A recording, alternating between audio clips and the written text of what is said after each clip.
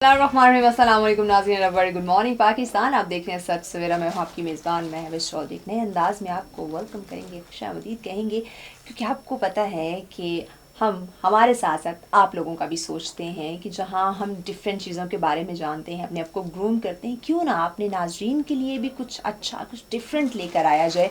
आप देख रहे होंगे मेरा जो जहाँ मैं बैठी हूँ, जो बैकग्राउंड है, ये भी थोड़ा सा डिफरेंट है, टॉपिक भी बहुत डिफरेंट है। और अगर मैं जल्दी से आप लोगों को टॉपिक के हवाले से बताऊं तो वो होगा ड्रेसेस के हवाले से। और ड्रेसेस की जब बात आती है, जहाँ कहीं भी मेरी आवाज़ सुन रही होंगी मेरी बहनें, ख़वातीन, इवन मर्द हज़रात, वो भी अलर्ट हो जाते हैं। अच्छा, ड्रेसिंग की बात की जाए, जो आपको पता है कि जिस तरह मौसम बदल रहा है, मौसम चेंज हो रहा है, आगे डिफरेंट इवेंट्स जो है उनको वो भी स्टार्ट हो जाएंगे। शादी की बात करें या रमज़ान का जो हमारे अफ्तार से जो हमारी गैदरिंग होती है उसकी हम बात करते हैं। उसके बाद जो हमारी ईद है उसकी बात करें, ईद मिलन पार्टीज हमारी शुरू हो जाती है। मतलब साथ साथ फिर मौसम बदलने के साथ बहुत सारे इवेंट्स जो ना वो लाइन अप हो चुके होते हैं। सो हर इवेंट पे हमें लगना भी डिफरेंट है, और डिफरेंट भी ऐसा कि दूसरों से ज़रा खुद को खूबसूरत बनाना चाहते हैं, यूनिक बनाना चाहते हैं, और यूनिक वैसे कि डिसेंट भी लगे, मॉडर्न भी लगे, और ज़रा डिफरेंट भी लगे। सो उनकी उस चीज़ के लिए ज़रूरी है कि आपको अवेयरनेस हो तमाम तो चीज़ों की। जो हम ड्रेसेस की बात करें, ड्रेस डिज़ाइनिंग की बात करें, आपको अवेयरनेस हो। अच्छा, इसके साथ साथ एक और चीज़ हम ज़रूर आज के इस प्रोग्राम में डिस्कस करेंगे। मैं देखती हूँ हमारे जो हमारे यूथ है, हमारे नौजवान, चाहे उसमें बच्चियों की बात करूँ या बच्चों की बात करूँ, माशाल्लाह उनके कलर कॉम्बिनेशन, ये डिज़ाइनिंग की तरफ वो आना चाहते हैं, उनमें टैलेंट है, स्किल में है, लेकिन उनको कोई सही प्लेटफॉर्म नहीं मिलता, ये सही उन्हें कोई क्या कहते हैं ना कि अच्छे से उन्हें गाइड नहीं कर पाते सही तरीके से। तो इस वजह से वो इस फील्ड में बहुत कम आ रहे हैं, या आते हैं तो उस तरह अपना टैलेंट नहीं दिखा सकते, अपने टैलेंट का उस तरह यूटिलाइज़ नहीं कर सकते। तो ये इसमें कौन कौन सी प्रॉब्लम्स बेसिक हो सकते हैं, ये तो यकीनन जो इस फील्ड से रिलेटेड बंदा है वही हमें बता सकते हैं। मैं तो सरसरी चीज़ें जो मुझे हमें लगता है, जो मेरे सामने जो चीज़ें हैं, एक कॉमन पर्सन होने के नाते अगर बात करूँ तो वो मैंने आप लोगों के सामने रखी। लेकिन एक्चुअल में क्या मसला आता है, क्या प्रॉब्लम्स आती हैं, कैसे उनको हम उनका सामना करते हुए इस फैशन डिज़ाइनिंग के अंदर, ड्रेस डिज़ाइनिंग के अंदर हम उनको ख़त्म कर सकते हैं, इस तख्लीक का यूटिलाइज़ किया जा सकता है, और अपने साथ साथ आप लोगों को भी खूबसूरत बनाया जा सकता है। इस पे बात करने के लिए हमें ज्वाइन किया है, हमें बेशतर प्रोग्राम्स में ज्वाइन करते हैं, लेकिन आज हमने इनको ज्वाइन किया है। हमारे साथ हैं एहसन शफीक। अस्सलाम वालेकुम एहसन। वालेकुम अस्सलाम। कैसे आप? अल्लाह का शुक्र, बिल्कुल थैंक यू ठीक। सो मच एहसन, आज आपने हमें वक्त दिया।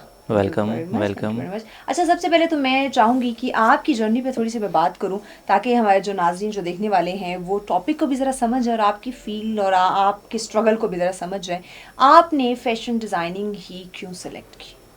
मैंने इसलिए सेलेक्ट की क्योंकि मैं ये समझता हूँ बंदे को वो काम करना चाहिए जिसमें उसको इंटरेस्ट हो। जिसमें उसको इंटरेस्ट हो तो फिर उसके बाद उसको नॉलेज भी होता है कि आपने क्या करना है। तो इसीलिए मुझे शुरू से इंटरेस्ट थी ड्रेसिंग में, तो मेरा यही था कि मैं वही काम करूँगा जिसमें मुझे इंटरेस्ट है। तो ऑफ कोर्स फिर ड्रेसिंग में इंटरेस्ट थी, तो फिर मैंने वही काम सेलेक्ट किया, और उसी में ही मैं समझा था कि मैं ग्रोथ करूँ। अच्छा, ऐसा मुझे ये बताएं, एक तो ठीक है आपने कहा कि जो इंसान में टैलेंट स्किल हो वही काम, जो पैशन वही करना चाहिए। अगर मैं बात करूँ फैमिली की, क्योंकि अगर मैं मेरे माँ बाप की बात करूँ, उनके बड़े सपने थे, बड़े बड़े, जैसे हर माँ बाप के होते हैं कि बच्चा जब बड़ा होगा वो डॉक्टर बनेगा, इंजीनियर बनेगा, वकील बनेगा, डिफरेंट वो फील्ड उनकी वो गिनी चुनी जो आजकल सेलेक्ट हुई होती है। आपके पेरेंट्स का कोई सपना नहीं था कि हमारा बच्चा वो डॉक्टर, इंजीनियर, वकील बनेगा? जी, मेरे पेरेंट्स मुझे स्टार्ट से ही कहते थे कि इंजीनियर बनेगा, लेकिन वो जब भी बोल रहे होता था तो मेरे माइंड में यही चल रहा होता था कि मैं कभी भी नहीं बनूंगा, क्योंकि मुझे इंटरेस्ट नहीं थी। अच्छा, मुझे ये था कि मैं अपनी मर्ज़ी से कोई यानी काम आप करूँगा। वो कह रहे होते थे इंजीनियर बनेगा, और ऐसे सोच रहा होता था ऐसा हो ही नहीं सकता, ऐसा होना ही नहीं है, सोचते रहो। नहीं, ऐसा हो सकता था अगर मैं चाहता तो, लेकिन हाँ, लेकिन मैं आप खुद चाहते से, नहीं मेरा में थे। इंटरेस्ट नहीं था, मेरा हाँ, इंटरेस्ट नहीं था, तो मैं अच्छा। कहता था कि ये नहीं बनना, कुछ और ही करूँगा, खुद से कुछ करूँगा। तो हमेशा से मेरा माइंड ऐसे ही चलता था। तो बस फिर जब सूटेबल टाइम आया तो मैंने इनिशिएट लिया, और फिर चीज़ें साथ साथ चलती गईं, और अल्लाह का शुक्र है आज एक अच्छा काम सेट हो चुका है, और अच्छे क्लाइंट्स बन चुके हैं, नो डाउट, नो और डाउट। पिंडी इस्लामाबाद में एटलीस्ट अच्छी प्रमोशन कर नहीं, चुका हूँ। इंशाल्लाह ज़बरदस्त है, इंशाल्लाह आगे भी मज़ीद ये ग्रो करेगा। अच्छा, बात इंशाल्लाह। जब आती है, मतलब आप अब वालिदैन चाहते थे इंजीनियर बने, ऐसा ने कहा, माइंड में सोच रहा था नहीं बनूंगा, तो जब आपने ये स्टेप लिया फैशन डिज़ाइनिंग की तरफ, तो वालिदैन ने फिर सपोर्ट किया? जी बिल्कुल, उन्होंने मुझे 100/100 सपोर्ट किया है। गुड। जैसा भी मैं चाहता था वो मुझे उस पे सपोर्ट करते थे, हाँ। और हर लिहाज से मुझे उनकी सपोर्ट मिली, तो तभी मैं यहाँ तक पहुँचा हूँ। उनकी सपोर्ट के बगैर मेरा ख़्याल है मैं ज़ाहिर है यहाँ वो तक तो ना माँ पहुँच बाप के पाता। जी, बगैर उनकी कुछ नहीं, दुआओं से और उनकी लेकिन वो सपोर्ट होता है ना से। कि एक उनका सपना था और फिर उसको क्रॉस करते हुए अपना सामने रखा, तो ज़रा इस पे माँ बाप थोड़े से हो जी, जाते हैं। लेकिन जब उनको आइडिया हुआ कि मैं एक अच्छा काम करने जा रहा हूँ तो उनका सपना फिर टूट ही गया। अच्छा ऐसा इसमें ठीक है, पेरेंट्स ने सपोर्ट किया, वेरी गुड, होना भी चाहिए, क्योंकि माँ बाप के सपोर्ट के बगैर आप किसी भी शोबे में, किसी भी फील्ड में आगे नहीं बढ़ सकते, चाहे वो अगर वालिदैन का सपना है तो भी, अगर आपका अपना है तो भी। जी। अच्छा इसमें देखिए, काम कोई भी हो, बिजनेस छोटा बड़ा कोई भी हो, चाहे आपके अपनी पसंद का हो या वालिदैन की पसंद का हो, प्रॉब्लम्स उसमें लाजमी आती हैं। आपने जब अपना ये फैशन डिज़ाइनिंग का काम शुरू किया, बिजनेस इसका आगाज़ किया, तो कुछ प्रॉब्लम्स आई? जी, प्रॉब्लम ऑफ कोर्स हर काम में आती हैं। जब भी आप कोई नया काम स्टार्ट करते हैं तो आपको प्रॉब्लम आती हैं। तो मुझे भी बहुत ज़्यादा प्रॉब्लम आई स्टार्ट में, क्योंकि आपको नॉलेज नहीं होता, नो हाउ नहीं होता कि आप मार्केट का नहीं पता, कुछ नहीं पता होता कि आपका क्या सोर्स है, कहाँ से आपने परचेजिंग करनी है, फैब्रिक कहाँ से आ रहा है, उसका और मटेरियल कहाँ से आ रहा है, और भी बहुत सारी चीज़ें होती हैं जो आपको शुरू में नहीं पता होती। तो आपको लोगों के साथ किस तरह डील करना है। एग्जैक्टली जी। तो स्टार्ट में बहुत प्रॉब्लम्स आई, मुझे भी आई, लेकिन ये है कि आप स्ट्रगल करें, आप जो है ना कभी भी हिम्मत ना हारें। आपको चाहिए कि आपको जब भी प्रॉब्लम आ रही हो आप उस पर ओवरकम करके एक नया स्टेप लें, ठीक है, तो तब आपका काम एक्सपेंड होता है। तो आपको फेलियर बार बार आते हैं, लेकिन आपने उन फेलियर का सामना करना होता है। कि जो हम बचपन से सुनते आते हैं कि नाकामी कामयाबी की पहली सीढ़ी है, इस पे फोकस करना चाहिए, क्योंकि वाकई ही नाकामी जो है ना वो कामयाबी की पहली सीढ़ी होती है। आपको वही हर्डल्स, जब तक आप गिरेंगे नहीं आप संभलना नहीं सीख सकते ना जी। तो अब कोई भी बिजनेस है उसमें अगर प्रॉब्लम्स आ रही है, मुश्किलात आ रही हैं, कुछ लोग होते हैं वो घबरा जाते हैं और वहीं से वो मूव कर जाते हैं किसी और डिपार्टमेंट की तरफ। मेरा ख्याल है कि किसी भी बिज़नेस में, चाहे छोटा बिज़नेस हो चाहे बड़ा बिज़नेस हो, उसमें जो है ना प्रॉब्लम जो है वो या फेलियर जो है वो एक बार नहीं आता, वो बहुत बार आता है, बार बार आता है। तो आपको खुद उस पर ओवरकम करना होता है, तो आपको पॉजिटिव सोचना होता है। जब आप पॉजिटिव सोचते हैं तो फिर आपको सक्सेस मिलती है। ये नहीं कह सकते कि आप जब 100% परफेक्ट हो गए, आप कामयाब हो गए, तब भी आपको प्रॉब्लम नहीं, आपको 100% कामयाब होने के बाद भी प्रॉब्लम आ सकती है। जी, वो डिफरेंट टाइप की प्रॉब्लम्स होती हैं, आपको ज़रूर आती हैं प्रॉब्लम, चाहे आप बहुत बड़े लेवल पे पहुँच गए, प्रॉब्लम्स आती हैं बिजनेस में। अच्छा अब मैं ये एहसन के स्टार्ट में जर्नी बताने का मकसद ये था कि आप लोगों को ज़रा लिंक कर सकूं कि नौजवान भी अगर इस फील्ड में आना चाहते हैं तो प्रॉब्लम आ सकती है। अब मैं आ जाती हूँ एहसन, जो हमारे आज के लोग बच्चे हैं, नौजवान यूथ हमारी जो स्टडी कर रही है फैशन डिज़ाइनिंग की, कुछ लोग हैं जिनके घर वाले चाहते होंगे कि वो फैशन डिज़ाइनिंग की तरफ आएँ, कुछ लोग हैं जिनका आपकी तरह उनका सपना होगा कि वो अपना एक नाम पहचान बनाए फैशन डिज़ाइनिंग में। लेकिन अब वो बच्चे, जो मैं अगर आज के बच्चों की बात करूँ, बहुत कम ऐसे होते होंगे जो सब्र करते होंगे कि स्टेप वाइज उन्हें आगे बढ़ना है। लेकिन कुछ ऐसे नौजवान, बल्कि ज़्यादातर मैं यही कहूँगी, ज़्यादा तादाद ऐसी बच्चों की या बच्चियों की होगी जो कहेगा कि आज मैंने एक आउटलेट बनाया, आज मैंने अपना ब्रांड लॉन्च किया, कल वो वायरल हो जाए, कामयाब हो जाए। ऐसा तो नहीं होता। जी, मैंने बहुत सारी ऐसे एग्जांपल देखी हैं, मेरे काफ़ी फ्रेंड्स भी हैं, कुछ दूर के फैमिली मेम्बर्स भी हैं। वो जब भी काम स्टार्ट करते हैं ना, वो एक्सपेक्ट कर रहे होते हैं कि 2 महीने में 3 महीने में जो है ना आपका बिज़नेस ग्रोथ करेगा और उनको 100% प्रॉफिट आना शुरू हो जाएगा। लेकिन मेरा ये ख्याल है ऐसा बिल्कुल भी नहीं है। मुझे खुद स्ट्रगल करते हुए ऑलमोस्ट 5 ईयर्स हो गए हैं, लेकिन अभी मैं किसी मकाम पे पहुंचना शुरू हुआ हूँ। तो आपको स्टार्ट में जो है ना कभी भी ये नहीं सोचना चाहिए कि मैं इन्वेस्ट कर रहा हूँ या मैं स्टार्ट कर रहा हूँ या मैं मेहनत कर रहा हूँ तो मुझे बहुत अच्छा रिजल्ट मिलेगा इतनी जल्दी। ठीक है, मिलेगा आपको, लेकिन उस पर बहुत ज़्यादा टाइम लगता है। तो आपको जो है ना काफ़ी इंतज़ार करना होगा, कभी भी हिम्मत नहीं हारनी होगी। आपको जितने भी फेलियर्स आएंगे वो आपको उन पे जो है ना फोकस करना होगा कि हमें और भी फेलियर आ सकते हैं, और उन पे उनके आउटकम्स के फेलियर के आउटकम पे आपको जो है ना हिम्मत नहीं हारनी होगी, तो फिर आपको कभी कामयाब हो सकते हैं। अदरवाइज़ अगर आप बिज़नेस करते हैं 6 महीने बाद या साल बाद आप कोशिश करते हैं कि जो है ना आपको प्रॉफिट है, वो नहीं आता। एग्जैक्टली यही बात है। और हम यही सोचते हैं कि बस आज मैंने बिज़नेस बनाया है, एक अपना ब्रांड लॉन्च किया है और मुझे कल से या एक हफ्ता या एक महीने से मुझे धड़ाधड़ क्लाइंट मिलना शुरू हो जाए और मैं कामयाब हो जाऊँ। ऐसा नहीं होता। तो ये चीज़ हमें कौन सिखाएगा कि हमें, अगर कोई भी हम बिज़नेस बना रहे हैं, हम किसी भी फील्ड में आ रहे हैं, इवन फैशन डिज़ाइनिंग में आ रहे हैं, ठीक है इसमें आपको टाइम लगता है, लेकिन जब आप अपना नाम मकाम बना लेते हैं तो फिर जो कामयाबी आपको चाहिए वो मिलती ज़रूर है, लेकिन स्टार्ट में आपको वेट करना पड़ता है। लेकिन जो हम सब्र नहीं कर पा रहे, ये कहते हैं कि यूँ फ़ौरन इंस्टेंट रिजल्ट चाहिए, ये चीज़, ये सब्र करना या वक्त के साथ चीज़ों को लेकर स्टेप बाय स्टेप चलना, ये कौन सिखाएगा नौजवानों को?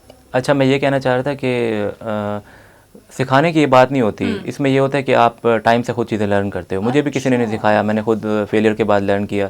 लेकिन बात ये है कि आप जब आपको फेलियर आ रहा हो उसी से आपने सीखना है। आपने ये नहीं करना कि आपने पीछे हट के बैठ जाना है, उसी से आपने सीखना है। वो फेलियर ही आपको सिखाएगा कि आपने आगे कैसे बढ़ना है। ओके, यानी कि हमें कोई नहीं सिखाएगा, जो नाकामी आएंगी, जो फेलियर होगा, वही चीज़ें हमें सिखाएंगी। लेकिन देखिए, इससे तो आप अपना कैरियर को दांव पे लगा देते हैं, यानी अगर 6 महीने, 1 साल, 1.5 साल आप एक बिजनेस कर रहे हो, आपको कोई आप उससे कुछ अर्न नहीं कर रहे हो, आपकी इन्वेस्टमेंट हुई जा रही है, हुई जा रही है, हुई जा रही है, लेकिन आप वहाँ पे जब आप देखते हो कोई मुझे रिगार्ड, कोई मुझे रिटर्न उसका नहीं आ रहा, आप उस बिजनेस को छोड़ देते हो, ये तो आपका कैरियर का नुकसान, यानी आप अपना टाइम वेस्ट कर रहे होते हो। अगर आप स्टे नहीं कर रहे, सब्र नहीं कर रहे, टैलेंट आप में मौजूद है, लेकिन आप उस टैलेंट के बल सिर्फ वो सब्र का, ये सब्र की जो बात करते हैं वो नहीं मिल रहा आपके अंदर मौजूद। देखिए, मैं ये समझता हूँ कि अगर आप 5 साल मेहनत कर रहे हैं और हाँ। आपको 5 साल में आउटकम नहीं मिल रहा, तो बिज़नेस में अल्लाह की तरफ से ये होता है कि अगर आप 5 साल के बाद आपको वो रिटर्न मिल जाता है जो आपको पिछले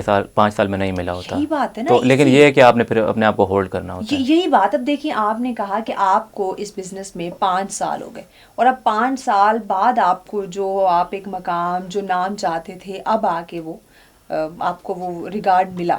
लेकिन अगर आप उन ये 5वां साल छोड़ दे, 4 साल पे आप सोचते हैं मैं मेहनत किए जा रहा हूँ, किए जा रहा हूँ, किए जा रहा हूँ, मुझे कुछ फल नहीं मिल रहा इसका, तो अगर आप हिम्मत हार के बैठ जाते, सब्र नहीं करते, आगे नहीं बिजनेस को बढ़ाते, तो आपका कैरियर, आपका टाइम वेस्ट होता, आपका कैरियर जो है, जो आप बनना चाहते थे, वो भी ना बन पाते। लेकिन देखें, एक समझदार बंदे को ना पहले ही आइडिया होने लग जाता है कि वो जो मेहनत कर रहा है उसका स्कोप है या नहीं है, उसका फ्यूचर है या नहीं है। Yes. तो आपको ये भी देखना चाहिए कि आप जिस रास्ते पे चल रहे हो, जिस आप लाइन पे चल रहे हो, उसमें आपको कुछ स्कोप नज़र आ रहा है, आपका काम ग्रोथ कर रहा है या नहीं कर रहा। तो आप तभी अपने आप को आइडेंटिफाई करो, तो तभी आपको अंदाज़ा होना शुरू हो जाएगा कि आपका काम ग्रोथ कर रहा है या नहीं कर रहा। तो अच्छा, इसमें फिर अगर मैं बात करूँ तो हमारे वालिदैन का भी तो थोड़ा सा रोल आ जाता है, या फिर कह लें बहुत ज़्यादा आ जाता है, कि अगर आप एक बच्चा या बच्ची वो बिज़नेस स्टार्ट करने जा रही है, उसे तो दुनिया का नहीं पता इतना, वो इतना उसे एक्सपीरियंस नहीं है, लेकिन वालिदैन को तो है, जी, वो उस आस गाइड कर सकते हैं। जी बिल्कुल, पेरेंट्स को एक पॉजिटिव रोल अदा करना चाहिए।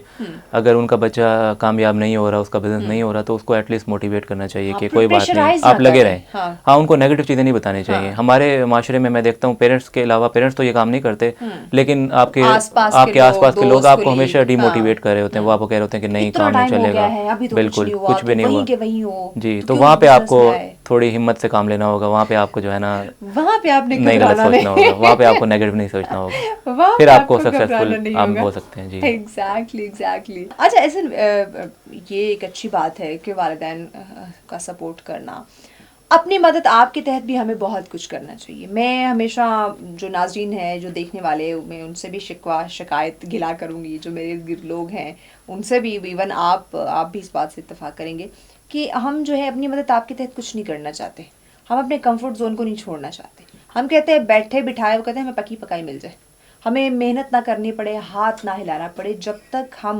वो कहते हैं ना कि धूप छाँव, दिन रात और इन चीज़ों से, हर्डल से, मुश्किलात से जब तक हम लड़ेंगे नहीं, चाहे मैं उसमें फैशन डिज़ाइनिंग की बात कर लूँ, चाहे किसी भी डॉक्टर की, इंजीनियर की, किसी भी हम शोबे की बात कर लें, हम उसमें आगे नहीं जा सकते। जी बिल्कुल, आपने बिल्कुल ठीक बात की है। मैं ये समझता हूँ कि जो बच्चे जिन बच्चों को नज़र आ रहा है कि उनके पेरेंट्स उनको खिला पिला रहे हैं, उनका पेरेंट्स काफ़ी अच्छे लेवल पे हैं, मतलब उनको ये भी लग रहा है कि उनको बिल्कुल भी ज़रूरत नहीं है काम करने की, उनका फ्यूचर बना हुआ है और वो बैठ के खा सकते हैं, लेकिन फिर भी उनको स्ट्रगल करनी चाहिए। देखें, मज़ा तभी आता है जब आप खुद कमा के जो है ना एक्सपेंस करते हो। तो मेरा ये ख्याल है कि उनको फिर भी मेहनत करनी चाहिए। बहुत सारे मैंने लोग देखे हैं, वो सारी ज़िंदगी कोई काम नहीं करते, बच्चे सिर्फ खा पी रहे होते हैं, बाप का खाते हैं। हाँ, पेरेंट्स का खा पी रहे होते हैं, उनको कोई फिक्र नहीं होती, उनको ये नहीं पता होता कि उन्होंने जो है ना आगे स्ट्रगल करके बढ़ना है। बस उनको ये पता होता है उन्होंने पढ़ना है, या वो भी सही तरीके से नहीं पढ़ रहे होते, उनको पता होता है कि हमारा फ्यूचर बना हुआ है। तो वक्त एक जैसा नहीं रहता, हालात एक जैसे नहीं रहते। तो मेरा तो यही ख्याल है कि उनको खुद मेहनत करनी चाहिए, उनको खुद को इनिशिएट लेना चाहिए। अच्छा, ऐसे इसमें ऐसा भी तो हो सकता है, ये जो हम एलीट क्लास की बात कर रहे हैं, अब देखिए ये एलीट क्लास जो है, ठीक है, अगर इन्हें शौक नहीं है या शौक है भी, तो कहते हैं क्या करना है, हमारा तो फ्यूचर जो है वो सेफ सिक्योर है। ये आउटलेट बना के या फैशन डिज़ाइनिंग की तरफ आके ऐसा बिजनेस स्टार्ट करके उनके अंदर अगर टैलेंट है ये फैशन डिज़ाइनिंग का, तो वैसे मैं बात नहीं कर रही, वैसे हो सकता है कोई और टैलेंट हो, लेकिन अगर चूँकि हम फैशन डिज़ाइनिंग की बात करें तो मैं इस बात को टारगेट करूँगी कि अगर उनमें ये टैलेंट है फैशन डिज़ाइनिंग का, वो इसमें आए इन्वेस्टमेंट करके, उन लोगों की मैं बात करने लगी हूँ जिन्हें, क्योंकि देखिए हम अक्सर बात करते हैं दिल तो बच्चा है ना, छोटी छोटी ख्वाहिशात तो हर दिल के हर बंदा हर इंसान की जी। होती हैं। और अगर मैं देखूं तो यकीनन आपके पास भी ऐसे लोग आते होंगे, हम सब जानते हैं कि हर कोई ब्रांडेड ड्रेसेस पहनना चाहता है, जी। डिज़ाइनर ड्रेसेस पहनना चाहते हैं। क्योंकि हमारी सोसाइटी ऐसी हो चुकी है। जी। और एक जुमला, लोग क्या कहेंगे अगर मैंने नॉर्मल कॉमन ड्रेसेस या इस तरह के, ये लोग क्या कहेंगे, इन्हें हमें कहीं का नहीं छोड़ा हुआ। सो ये जो एलीट क्लास है, अगर इनके अंदर फैशन डिज़ाइनिंग के स्किल है, तो ये एक आउटलेट बना के एक अपना बिजनेस स्टार्ट करके वो लोग जो ज़्यादा अफोर्ड नहीं कर सकते, नॉर्मल प्राइजेस के अंदर उनको ब्रांडेड और फैशन डिज़ाइनर ड्रेसेस है वो उन्हें प्रोवाइड कर सकते हैं। जी। तो ऐसा ऐसा क्यों नहीं करते लोग? देखिए, ऐसा मेरे ख़्याल से अभी भी हमारे माशरे में ऐसा बहुत सारे लोग कर रहे हैं। जितने भी अच्छा। बड़े ब्रांड्स हैं, आपको इस बात का शायद आइडिया ना हो, लेकिन वो सेल क्यों लगाते हैं? हाँ, वो सेल सेल से इसलिए लगाते हैं कि थोड़ा सा गरीबों को भी फ़ायदा हो जाए। मैं इस सेल की बात करूंगी। अब आप जैसे डिज़ाइनर हो सकता है गरीबों का सोचते हो, लेकिन कुछ जहाँ मैं जाके विजिट करके आती हूँ, उन्होंने वो 50% सेल पे भी अपना इतना मार्जिन रखा होता है कि यकीन करें मुझे नहीं लगता कि एक गरीब बंदा उसको खरीद सकता देखिए, वो उनका मार्जिन उनका राइट है, क्योंकि उन्होंने अपने सेटअप इतने एक्सपेंड किए हुए हैं। उनके जो है ना कॉस्ट और उनके एक्सपेंड बहुत ज़्यादा हैं। यही बात है तो ना। वो फिर उन्होंने ज़ाहिर है उसी में से निकालना है ना, जो बिज़नेस कर रहे हैं उसी में से निकालना है। यानी तो उस शॉप का रेंट और वो सारे वो वर्कर्स जी। और सबका वो। लेकिन मैं अगर अपनी बात करूं तो मेरे माइंड में ये चीज़ होती है, जब भी मेरी शॉप पे कोई गरीब क्लाइंट आ रहा होता है जो इतना अफोर्ड नहीं कर सकता, तो अपने मेरी नॉर्मल कोशिश होती बजट है के कि अंदर। मैं उसको डिस्काउंट करूं। मतलब अक्सर लोग ऐसे होते हैं कि मुझे पता होता है वो बहुत गरीब हैं, लेकिन मैं फिर उनको खुद कह देता हूं कि आप मुझे खुद बता दें आपको क्या रेट सूट करता है, जो आप कहेंगे मैं आपसे जो वही आपका बजट होगा उसी में मैं उसी पे आपको। बना दूंगा। हाँ। इसमें नुकसान नहीं होता, इसमें ये होता है कि आपको उसकी दुआएं मिल जाती हैं, फिर आप किसी और क्लाइंट से पूरे कर लेते हैं उसके पैसे। तो ये एक अच्छा गरीबों पॉइंट का बताया। ख्याल रखना चाहिए, बिल्कुल। एग्जैक्टली कि अगर किसी गरीब को आपने फैसिलिटेट कर दिया, उसका आप जो है ना वो किसी और अमीर क्लाइंट आएगा उससे अपना वो जी। नुकसान पूरा कर देंगे। जी। अच्छा, ऐसे मुझे ये बताएं कि अगर अब मैं आ जाऊँ थोड़ा सा कलर्स के ऊपर, क्योंकि मौसम चेंज हो रहा है, जैसे मैंने इंट्रो में भी कहा कि मौसम चेंज होने के साथ साथ बड़े ढेर सारे इवेंट लाइनअप हो जाते हैं। और आजकल तो मौसम ऐसा है कि वैसे ही आगे रमज़ान आने वाला है, फिर ईद है, और फिर हमारे डिफरेंट मतलब वेडिंग्स के भी सीज़न शुरू हो जाते हैं। तो कलर्स में हम किस तरह से जो है वो सिलेक्शन कर सकते हैं, कलर्स की सिलेक्शन को किस तरह मद्देनज़र रखते हुए अपने इवेंट्स को अच्छा बना सकते हैं, या जो नया टैलेंट है, न्यू डिज़ाइनर्स हैं, वो कैसे इन चीज़ों को जो है वो कैरी कर सकते हैं, कवर कर सकते हैं, या बाकी आम पब्लिक, आम कम्युनिटी को जो है वो अवेयर कर सकते हैं। इसका जवाब जानते हैं, ब्रेक की जाने पड़ना है। ब्रेक के बाद इसका जवाब जो है वो मैं ज़रूर जानूंगी। नाज़रीन, हमारे साथ रहिएगा, मिलते हैं इस ब्रेक के बाद।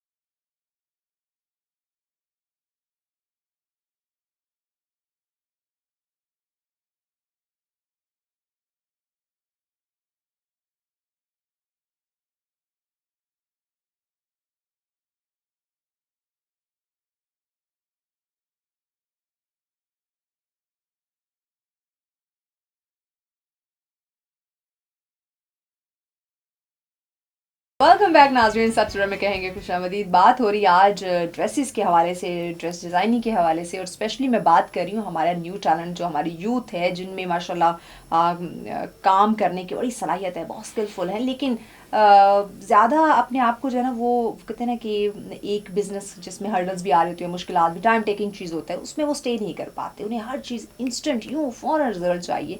तो उन न्यू टैलेंट के लिए, उन न्यू डिज़ाइनर्स के लिए जो है ये, इवन मैं कहूँगी उन स्टूडेंट्स के लिए जो फैशन डिज़ाइनिंग की स्टडी कर रहे हैं, आज का ये प्रोग्राम उनके लिए होगा। क्योंकि हमारे साथ जो हमारे गेस्ट हैं एहसन शफीक साहब, माशाल्लाह से उनका एक सालों का उनका कहना एक्सपीरियंस, और माशाल्लाह उनका जो काम वो आप लोगों के सामने है, वो बल्कि मैं दिखाऊंगी भी आपको। सो इसलिए आज हम उनसे जान रहे हैं कि कैसे फैशन डिज़ाइनिंग की तरफ आया जाए, किस तरह से न्यू टैलेंट इसमें आ सकते हैं, न्यू डिज़ाइनर्स को किन प्रॉब्लम्स का सामना करना है, कैसे उन्हें उसको हल करना है। और अभी जो मैंने उनसे पूछा था वो कलर्स का, क्योंकि आपको पता है कि मौसम बदलने के साथ साथ ट्रेंड बदलते हैं, कलर्स चेंज होते हैं, फिर डिफरेंट इवेंट्स हैं, जिसमें शादी ब्याह की बात करें, जिसमें बात करें रमज़ान की, फिर हमारी रमज़ान की गैदरिंग होती है, फिर हमारे ईद मिलन पार्टीज़, तो ये डिफरेंट चीज़ों में हमें हर लिहाज डिफरेंट डिज़ाइन चाहिए, डिफरेंट कलर चाहिए। सो इस बारे में जो है वो मुझे भी कन्फ्यूजन होती है, मैं भी परेशान होती हूँ, तो यकीनन आप लोग भी होते हैं। तो इसका जवाब हम एहसन से जानते हैं। जी एहसन। जी, आपने कलर्स की बात की है। मैं ये समझता हूँ कि कलर्स बहुत इम्पोर्टेंट एलिमेंट है यस। किसी भी इंसान के लिए ड्रेसेस कैरी करने के लिए। बिल्कुल ऐसा।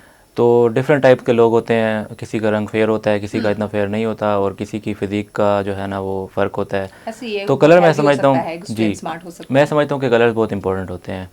आपको कौन सा कलर सूट करता है आपको वही पहनना चाहिए। और मैं ये समझता हूँ कि आपको सनलाइट में कलर्स और पहनने चाहिए, और अच्छा। बाद में रात में जब आप कोई हाँ, पार्टी पे यानी कोई, डे में हाँ, डिफरेंट इंडोर के कलर्स और होने इंडोर या चाहिए। नाइट में। दिन में अगर आप सनलाइट पे कोई पार्टी कर रहे हैं, किसी इवेंट पे जा रहे हैं, तो आपको लाइट कलर्स पहनने चाहिए।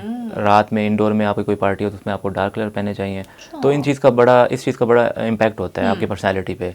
कलर्स की वजह से ही आप अच्छे लगते हैं, कलर्स की वजह से ही आप बुरे भी लग सकते हैं। तो इसलिए आपको अपने हिसाब से कलर कम्बिनेशन करने चाहिए। ड्रेस के कलर वर्सेस शूज़ के कलर्स, इनका भी आपस में आपको केयर करनी चाहिए। और अच्छा, इसके साथ पूरा आपकी ज्वेलरी, आपका मेकओवर, हर जी, चीज़ जो है वो बड़ी ये बहुत इम्पोर्टेंट। इम्पैक्ट डालता है। वैसे मैं ये देख रहा हूँ कि हमारे यहाँ तो काफ़ी अवेयरनेस है लेडीज़ को, वो कलर कम्बिनेशन पे काफ़ी क्योंकि सारा दिन जो टीवी फोकस पे करती सामने हैं। जी, बैठेंगी या उनकी सारा कलर दिन जो कम्बिनेशन अच्छी मोबाइल होती फोन है। यूज़ करेंगी, उन्हें अवेयरनेस हो ही जाती है। जी, तो इवन हमारे छोटे शहरों में भी मैं देखता हूँ कि उनको कलर की अवेयरनेस है। उनको पता होता है कि उन्होंने किस इवेंट पे कौन से कलर्स पहनने हैं, और उन पे कौन सा कलर सूट कर रहा है। तो अच्छा, इस चीज़ का इसमें उनको ऐसा होता है। कुछ ऐसा भी नहीं है, ठीक है, जहाँ हम बात करें कि बहुत सारे लोगों को अवेयरनेस में, मैं बात की आगे चल के जो है वो बात करती हूँ कि शादियों पे कैसे कलर हों, या आगे रमज़ान आ रहा है, ईद मिलन पार्टीज होती हैं, या ईद पे किस तरह के कलर्स हों, इस पे मैं बात करती हूँ। लेकिन उससे जी, पहले मुझे ये बताएं कि जैसे हमने कहा कि बहुत सारे लोगों को अवेयरनेस भी होती है, लेकिन वहीं पे कुछ लोगों को नहीं भी है। वो क्या करते हैं, जैसे मैंने बात की कि टीवी देखते रहते हैं, उसमें जो कमर्शियल्स आ रही हैं, या डिफरेंट एक्ट्रेसेस या एक्टर ने जो ड्रेसेस, जो कलर्स वेयर किया हुआ है, या अगर सोशल मीडिया पे उन्होंने वहाँ पे कुछ देख लिया है, तो अब वो कहेंगी कि हमें भी इसी तरह का ड्रेस, इसी तरह का कलर चाहिए। भाई उसका जो फेस कलर है या उसकी जो बॉडी है वो डिफरेंट है आपसे। सो हम ये जो कॉपी पे आ जाते हैं और अपनी जो एक अपनी खूबसूरत सी पर्सनालिटी होती है उसका भी सत्यानाश कर देते हैं ये कॉपी के चक्रों में। जी, जब आप किसी और की कॉपी करते हैं ना, तो वो चीज़ आप पे कभी भी सूट नहीं इंस्पायर करती। होना ठीक है, वो हो, जी, लेकिन कॉपी तो मत करें आप वो। बिल्कुल आप कॉपी करें, आप आइडियाज़ ले लें उनसे। आइडियाज, जी, यस आप एग्जैक्टली। आइडियाज़ ले लें, लेकिन हाँ। उसको इम्प्लीमेंट जब करें हो आइडियाज़ को, तो फिर अपने माइंड के मुताबिक करना चाहिए। तो उसके हिसाब से फिर आपको कॉपी करनी चाहिए। आप ज़रूर कॉपी करें, आपका राइट है, क्योंकि हमें इतना नहीं आइडिया होता, लोगों को इतना नहीं पता होता कि उन पे क्या सूट कर रहा है हाँ। या उनको क्या पहनना चाहिए। तो उनको ज़रूर कॉपी करनी चाहिए, लेकिन उसको फिर माइंड में रखना चाहिए कि वो उसमें ऑल्ट्रेशन करनी चाहिए। हाँ। अच्छा, इसमें ये भी तो होता है यहाँ पे, अगर अब मैं बात करूँ हमारे न्यू टैलेंट की, फिर बात आ जाती है, क्योंकि अगर आप तो पढ़ लिख कर प्रॉपर डिग्री लेकर अगर आप फैशन डिज़ाइनर बने हैं तो यकीनन आपको हर चीज़ के बारे में हाँ नो है। अब आपके पास एक क्लाइंट आता है, कस्टमर आता है, आपने उसकी फिजिक के मुताबिक उसे चीज़ें आपने भी थोड़ी सजेशन देनी होती है। अगर आपके सामने वो एक पिक्चर लेकर आ जाता है कि मुझे इस तरह का ड्रेस चाहिए, अब आपने भी उसको वहाँ पे गाइड करना होगा कि ये आपकी पर्सनैलिटी पे सूट करेगा या नहीं करेगा। यहाँ डिज़ाइनर्स का क्या रोल है? देखिए, इसमें ये रोल होता है कि मैं तो ये देखता हूँ कि जब क्लाइंट कोई मेरे पास आता है, ठीक है, वो मेरे से जब फर्स्ट टाइम बात ही करता है, तो मुझे आइडिया हो जाता है कि ये मेरे से व्यूज़ लेना चाह रहा है या फिर इसको खुद पता है। तो तब हम भी क्लाइंट्स को सजेशन देते हैं, और देनी चाहिए उनको उनके हिसाब से। अच्छा, कोई ऐसा आपके पास कोई ऐसा कस्टमर, कोई क्लाइंट आया हो जिससे जो एक अजीब सा कलर या डिज़ाइन आपसे डिमांड करो, आपने कहा आप पे सूट नहीं कर रहा, आप उसको फोर्स करें, लेकिन वो कह रहे नहीं मुझे यही चाहिए? तो ऐसा होता है, लेकिन काफ़ी रेयर होता है। तो उस क्लाइंट को फिर मैं कह देता हूँ, यार मेरा नाम ख़राब हो जाएगा, मैं तो आपको ये नहीं बना के दे रहा। अच्छा। तो उसमें कुछ चेंजिंग करके कुछ चीज़ बेटर बनाई जा सकती है, तो फिर ठीक है, कुछ तो बेटर थोड़ा बना बहुत देते हैं। रद्दो-बदल जी, करके। एग्जैक्टली। तो बिल्कुल वो नहीं बनाते जो मतलब आउट ऑफ नोवेयर वो बता रहा होता है और मुझे भी पसंद नहीं आ रहा होता। तो उस चीज़ का मैं खुद भी ख्याल रखता हूँ, क्योंकि वो फिर बाहर जाएगा तो फिर लोगों के सामने बताएगा कि मैंने ये एसन से हाँ, बनवाया जाहिर है, है। वो तो ये तो कहेगा कि फिर मैंने एसेंस से ड्रेस बनवाया है। प्रमोशन थोड़ी नेगेटिव वे में चली जाती है, तो इसलिए फिर इस चीज़ का भी थोड़ा सा ख्याल रखना पड़ता है। ऐसा बहुत रेयर होता है, लेकिन फिर भी हो जाता है ऐसा। हो जाता है जी, ये, ठीक है, मार्केट है, बिजनेस है, जी, ये चीज़ें तो होती रहती हैं। अच्छा, अब मैं आ जाती हूँ जो मैंने डिफरेंट इवेंट्स के कलर्स की बात की थी। अगर आजकल चूँकि वेडिंग का सीज़न भी शुरू हो चुका है, तो वेडिंग्स में हमें आजकल किस तरह के कलर्स वेयर करने चाहिए? देखिए, आजकल वैसे लाइट कलर्स की ज़्यादा डिमांड होती है। हमारे अक्सर क्लाइंट्स होते हैं वो लाइट कलर पे ज़्यादा फोकस करते हैं, और वेडिंग पे भी ज़्यादा लाइट कलर्स ही पहनना चाहिए। अगर आप डार्क पहनेंगे तो फिर दुल्हन और आप में कोई फ़र्क नहीं रह जाएगा। तो अच्छा, इसलिए लेकिन मैं आजकल समझता हूँ कि आजकल हमें देखने में ज्यादा क्या लगता है कि पता नहीं चल रहा था दुल्हन कौन है और उसके रिश्तेदार कौन है, बिल्कुल ऐसा ही क्योंकि है। सबने एक जैसे कलर्स और सबने एक जैसे वो कहते हैं हैवी ड्रेसेस कैरी किए होते हैं, प्लस हैवी ज्वेलरी और हैवी हैवी ज्वेलरी। मेकअप के साथ फिर हाँ। अक्सर नहीं अंदाज़ा हो रहा होता। अच्छा, ऐसा मुझे इसमें ये बताएं कि मैं आपको एक बताती हूँ कि मेरी एक जानने वाली है, उसके अब वो 3 बहनें, शादी उनकी हुई है। वही तीनों के डिफरेंट कलर्स डिफरेंट थे, लाइट कलर थे। अच्छा, उसमें हुआ क्या कि तीनों ने हैवी ड्रेसेस पहने हुए हैं, तीनों ने हैवी ज्वेलरी पहनी हुई है, तीनों ने ही है वो ब्राइडल टाइप की जो मेहंदी है वो लगाई हुई है। अब पता नहीं चल रहा है इसमें दुल्हन कौन है और दुल्हन की बहनें कौन है। बिल्कुल आपकी बात ठीक है, मैंने भी अक्सर कई वेडिंग पे ये चीज़ देखी है। हाँ। लेकिन इससे और तो कुछ नहीं होता, एक नुकसान होता है कि फिर जो दुल्हन के ड्रेसेस की हाँ। कॉस्ट है ना वो ऊपर चली जाती है। पहले अगर दुल्हन का ड्रेस 3 लाख में तैयार होता था हाँ। वो अब 10 लाख में जाने लगा। अच्छा, ऐसा मुझे ये बताएं कि हम यहाँ पे डिफरेंट कलर्स की बात करें, डिफरेंट डिज़ाइन की बात करें, कौन कम ज़्यादा शॉपिंग करता है, कैसे चीज़ों को मैनेज किया जा सकता है, इस पे बात करें। मुझे सबसे ज़्यादा इंपॉर्टेंट चीज़ जो मेरे ख्याल से हम सब जानना चाहते होंगे, स्पेशली जो व्यूवर्स जो फैशन डिज़ाइनिंग में आना चाहते होंगे, उनके माइंड में ये सवाल आ रहा होगा कि अगर वो इस फील्ड में आना चाहते हैं तो क्या क्या चीज़ें उन्हें रिक्वायर्ड है। जी बिल्कुल, आपने बड़ा अच्छा क्वेश्चन किया है। ये वो क्वेश्चन है जिस पे मैं बहुत दफ़ा बात कर चुका हूँ, पहले भी अपने काफ़ी फ्रेंड्स को, कज़न्स को ये चीज़ गाइड करता हूँ कि आप बिज़नेस करें या आप कोई लाइफ में ऐसा काम करें जिसमें आप ख़ुद अपने पाँव पे खड़े हों और आप एक फ़ैमिली रन करें अच्छी। तो मैं ये समझता हूँ इसमें बहुत सारी चीज़ें होती हैं। अगर मैं आपको अपनी मिसाल दूँ, मैंने जब काम स्टार्ट करना था तो मैंने बहुत सारी चीज़ें सोची कि बिज़नेस स्टार्ट करने से पहले आपके पास क्या-क्या होना चाहिए। तो कोई भी काम करने से पहले आपको सबसे पहले ये देखना चाहिए कि आपको उस काम का नॉलेज है या नहीं है, यस। आपको उस काम का शौक़ है या नहीं है। जब भी आप कोई काम कर रहे होते हैं ना, अगर आप वो काम शौक़ से करते हैं, अगर आप वो काम इंटरेस्ट से करते हैं तो वो काम आपका काफ़ी अच्छा होता है, वो जाहिर है। काम ग्रोथ करता है क्योंकि उसमें आपको नॉलेज होता है, तो आप वही चीज़ें करते हो जो आपके माइंड में ऑलरेडी चल रही होती हैं। जी, दूसरा उनको ये देखना चाहिए कि जहाँ पे वो काम करना स्टार्ट कर रहे हैं वो एनवायरनमेंट फ्रेंडली है या नहीं है, उनका काम वहाँ पे ग्रोथ करेगा नहीं करेगा, उनका क्लाइंट प्राइस कॉन्शियस है या क्वालिटी कॉन्शियस है, इस चीज़ को देखना चाहिए। और इसके अलावा उसके काम का स्कोप क्या है, ये सारी चीज़ें उसको माइंड में रखनी चाहिए कि जो है ना, जहाँ पे वो काम करने के लिए ट्राई कर रहा है वहाँ उसका काम चलेगा या नहीं चलेगा। मतलब पहले उसको सारा एक बिज़नेस प्लान बनाना चाहिए। सही। तो उसके बाद वो ट्राई करे कि काम अपना एक्सपेंड करे। ये ना होना कि कुछ पता ही नहीं है, क्लाइंट्स का नहीं पता, एनवायरनमेंट का नहीं पता और वो पैसे लगा रहा है या अपनी एफ़र्ट ज़ाया कर रहा है। तो ये भी बहुत चीज़ मैटर करती है कि आप लोकेशन देख के, आप क्लाइंट्स देख के जो है ना अपना काम प्रमोट करो। आप बहुत हाई लेवल का काम कर रहे हो, आपका क्लाइंट वहाँ पे लो लेवल का है, ये भी नहीं होना चाहिए। या आप काम की क्वालिटी को लो रख रहे हो, आपका क्लाइंट हाई लेवल की चीज़ मांग रहा है, ये भी नहीं होना चाहिए। तो ये बहुत सारे एलिमेंट हैं, लोगों को देखने चाहिए। फिर एक चीज़ और भी बड़ी मैटर करती है कि आपको अगर किसी चीज़ का नॉलेज नहीं है तो आप इतना बजट भी नहीं लगाओ, आप उसको स्लो इन्वेस्ट करो। ठीक है, अगर आपके पास इन्वेस्टमेंट है लेकिन फिर भी आप उसको at the first place invest नहीं कर दो, आप टाइम से इन्वेस्ट करो, थोड़े थोड़े इन्वेस्टमेंट करो। पहले आप आइडिया लो कि आपको रिटर्न आ रहा है, कितना आ रहा है, आपका बिज़नेस कितना ग्रोथ कर रहा है। ठीक है। मतलब ये सारी छोटी छोटी चीज़ें हैं जो मैं लोगों को बताता रहता हूँ। और बड़ा अच्छा आपने क्वेश्चन किया है, इसके लिए जो है ना लोगों को अवेयरनेस होनी चाहिए बिल्कुल इस चीज़ की। एग्जैक्टली। तो ये हैं छोटी चीज़ें लेकिन बड़े अहम पॉइंट्स हैं, इन पे फोकस ज़रूर करना चाहिए किसी भी बिज़नेस स्टार्ट करने से पहले। तो बस मैं यही कहना चाहूँगा। एग्जैक्टली, या ऑफ कोर्स, एग्जैक्टली ऐसा नहीं, ये वो चीज़ें हैं जो जानना बहुत ज़्यादा ज़रूरी है किसी भी बिज़नेस में आने के लिए। जब तक आपको मार्केट का नहीं पता होगा, आप जो बिज़नेस करने जा रहे हो उसके बारे में नहीं पता होगा, आपने जो इन्वेस्टमेंट करनी है वो कब कहाँ कैसे और कितनी करनी है, जब ये छोटी छोटी चीज़ें वैसे तो हमें बाज़ाहिर छोटी छोटी लगती हैं लेकिन इनका जो रिज़ल्ट है वो बहुत बड़ा आ सकता है, चाहे वो फ़ायदे में आए या फिर वो नुकसान में आए। सो हर चीज़ को मद्देनज़र रखना होता है। ड्रेसिंग की बात करें, डिफरेंट ड्रेसेस, डिफरेंट कलेक्शंस की बात करें तो एसन की माशाल्लाह बहुत ज़बरदस्त कलेक्शन है, वो भी आपको दिखाएंगे। लेकिन ब्रेक की जानी पड़ना है, सो हमारे साथ रहेगा, ब्रेक के बाद आपको ज़बरदस्त कलेक्शन भी दिखाते हैं। देखते रहें सब सवेरा।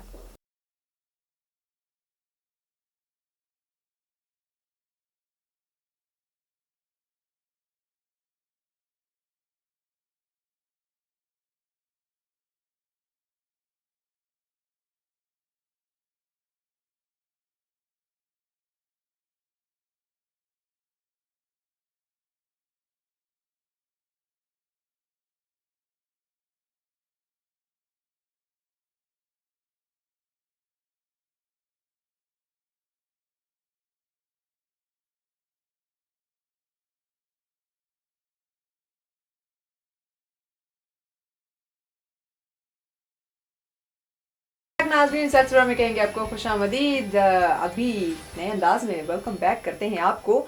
बात हो रही थी ड्रेसिंग पे, ड्रेस डिज़ाइनिंग पे बात हो रही थी, और साथ साथ जो हमारा न्यू टैलेंट है, जो यूथ है, उन पे हमने बात की कि इस फील्ड में आने के लिए कौन सी प्रॉब्लम्स का सामना करना पड़ सकता है और कौन कौन सी चीज़ें हैं जो जानना बहुत ज़्यादा ज़रूरी हैं।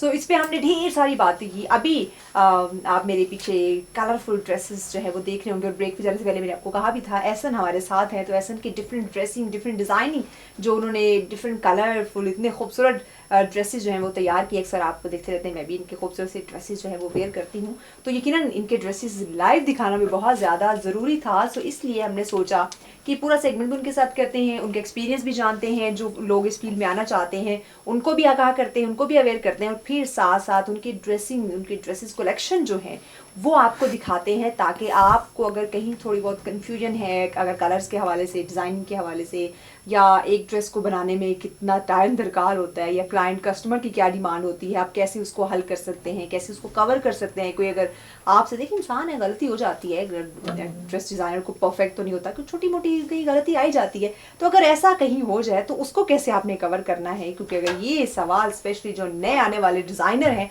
उनके लिए बड़ा ये हेल्पफुल साबित हो सकता है कि अगर कहीं आपसे मिस्टेक हो गई है, गलती हो गई कलर सेलेक्ट करने में, डिज़ाइनिंग में, स्टिचिंग में, तो उसको आपने किस तरह से कवर करना है। तो ये सारी चीज़ें हम एहसन से जानते हैं जो हमारे साथ ही हैं।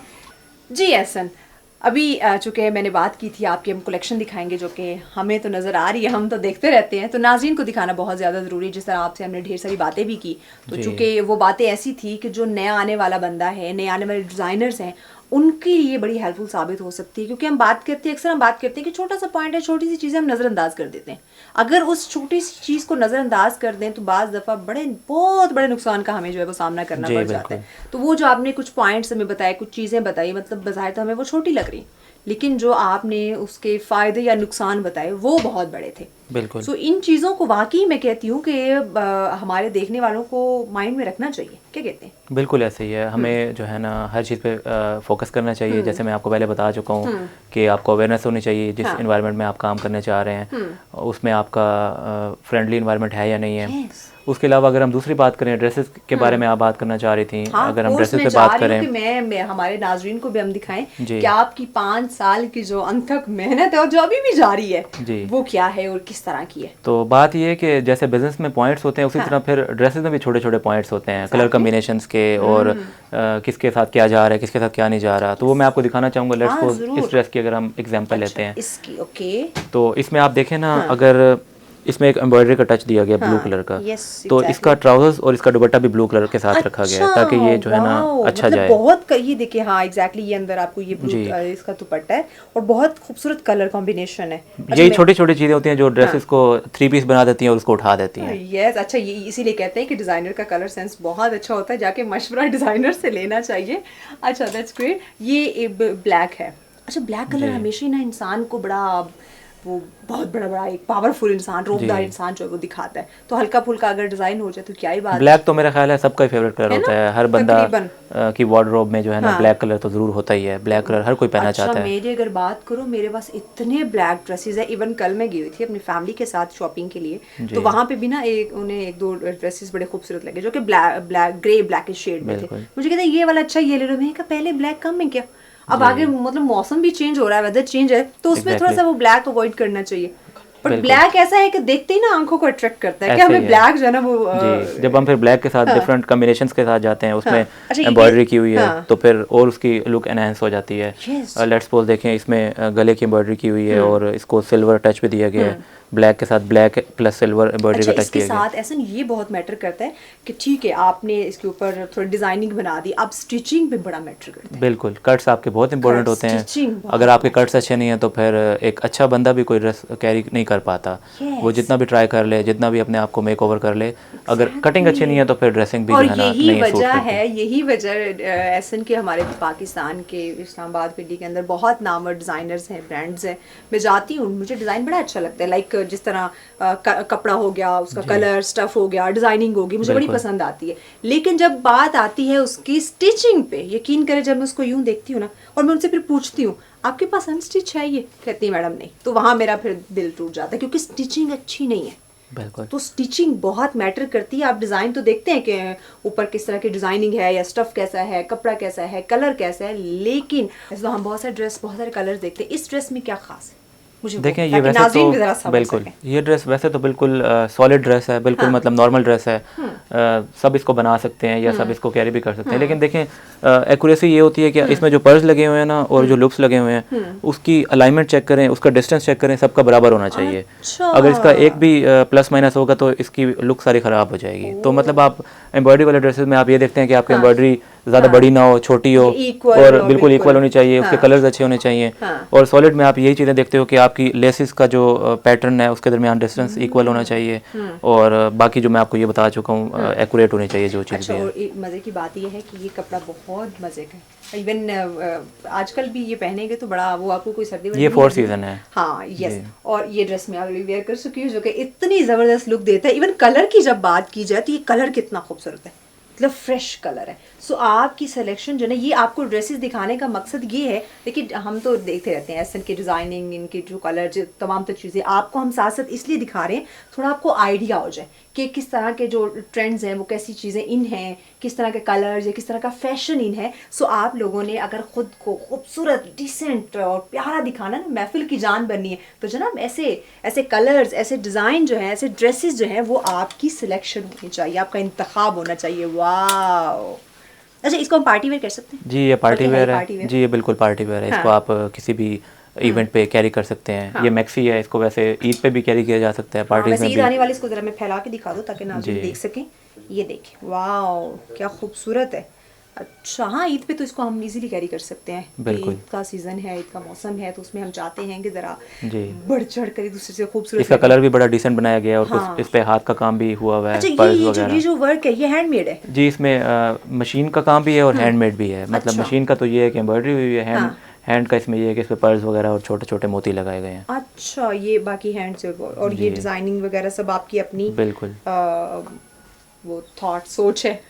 बिल्कुल। वेल, अच्छा, ऐसे मुझे ये बताएं, आप इस तरह के जो ड्रेसेस बनाते हैं, जैसे ये इतना खूबसूरत ये ड्रेस है जिसको हम किसी अपनी बर्थडे पार्टी पे हम इसको कैरी कर सकते हैं, कि किसी पार्टी में जा रहे हैं, वैसे गेट टुगेदर में जा रहे हैं, या जैसे आपने कहा ईद है वहाँ पे हम इसको कैरी कर सकते हैं। जी। तो इस तरह की जो आपकी सिलेक्शन है या कलेक्शन है वो आप एक तो खुद से आपने सोच के बना रखी होती है, या फिर कुछ कस्टमर क्लाइंट्स की डिमांड आ रही होती है तो आप उसको मद्देनजर रखते हो, माइंड में रखते हुए कुछ ऐसी कलेक्शन तैयार कर देते हैं ताकि उनके लिए आसानी हो जी जाए? स्टार्ट में जब मैं स्टार्ट कर रहा होता ना कोई डिज़ाइन, तो तब मैं अपने माइंड के हिसाब से कर रहा होता हूँ। अच्छा। हाँ, उसका फिर फीडबैक आ रहा होता है क्लाइंट्स की तरफ से, फिर मैं उसको ऑल्टर या फिर उसमें चेंजिंग वगैरह कर देता हूँ कि नेक्स्ट अच्छा। टाइम फिर मुझे इसमें ये एडिशन करनी है, ये चीज़ मुझे निकालनी है। हाँ। तो वो फिर मैं क्लाइंट के हिसाब से बाद में कर लेता हूँ। जी, इसके बाद मैं आपको दिखाना चाहूँगा एक और कलेक्शन।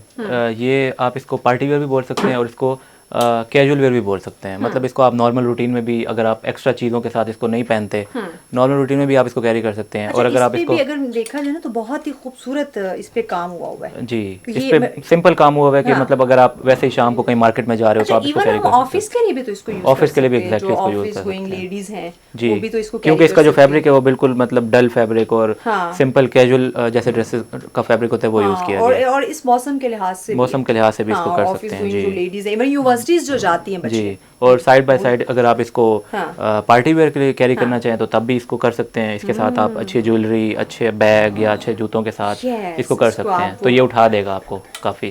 ग्रेट, जबरदस्त। जी। अच्छा, ये एक सिंपल फिर ये बिल्कुल है। सिंपल मैक्सी है। हाँ। इसको भी अगर आप इसके साथ अच्छी चीज़ें, अच्छी एसेसरीज यूज़ करें, तो अच्छा जूता यूज़ करें तो आप इसको पार्टी वेयर बना सकते हैं। अच्छा, वैसे तो ये कैजुअल है लेकिन आप इसको हाँ, पार्टी वेयर भी बना कर सकते हैं। उसके मतलब ये साथ बहुत ये ट्रेंड के लिए। डिपेंड करता है ना कि आप साथ में जो ज्वेलरी वगैरह है, इवन अगर कोई आपके पास दुपट्टा हो थोड़ा सा जी काम वाला, या वो कह लें वो जिस तरह वो शाइन टाइप का कुछ पार्टी वेयर बिल्कुल। के हिसाब से होता है, अगर आप वो साथ एक दुपट्टा कैरी कर लेते हैं तो इससे फैंसी हील पहन लेते हैं, बिल्कुल। ज्वेलरी ऐसी कैरी कर लेते हैं, तो ये इतना खूबसूरत लगेगा आप सोच भी नहीं सकते। इन ड्रेसेस को बनाया इसी पर्पज़ के लिए हाँ। जाता है मैक्सीज को, कि आप इसको सेमी फॉर्मल नॉर्मल भी यूज़ कर लें और हाँ। पार्टी वेयर भी यूज़ कर लें। Yes. ये आप पे डिपेंड करता है, ये आपकी तैयारी पे डिपेंड करता है कि आप इसको किस तरह की तैयारी के साथ कैरी करना चाह रहे हो। किस तरह से आप इसको कैरी कर सकते हैं। अच्छा, बिल्कुल। ये आपके पीछे एक और बड़ा खूबसूरत कलर है। बिल्कुल, ये पार्टी वेयर है और बड़ा ही प्यारा और बड़ा बहुत अच्छा कलर है। yes. पीच कलर, इसका बड़ा ट्रेंड पिछले दिनों था, Exactly. तो Even bridal सब ये पे कलर सूट बहुत करता है। पहन बिल्कुल, रही थी, सब पे हाँ। सूट करता है और बड़ा हाँ। इस पे शीशे का काम हुआ हुआ है और फैब्रिक भी बहुत सॉफ्ट एंड लाइट फैब्रिक है। हाँ,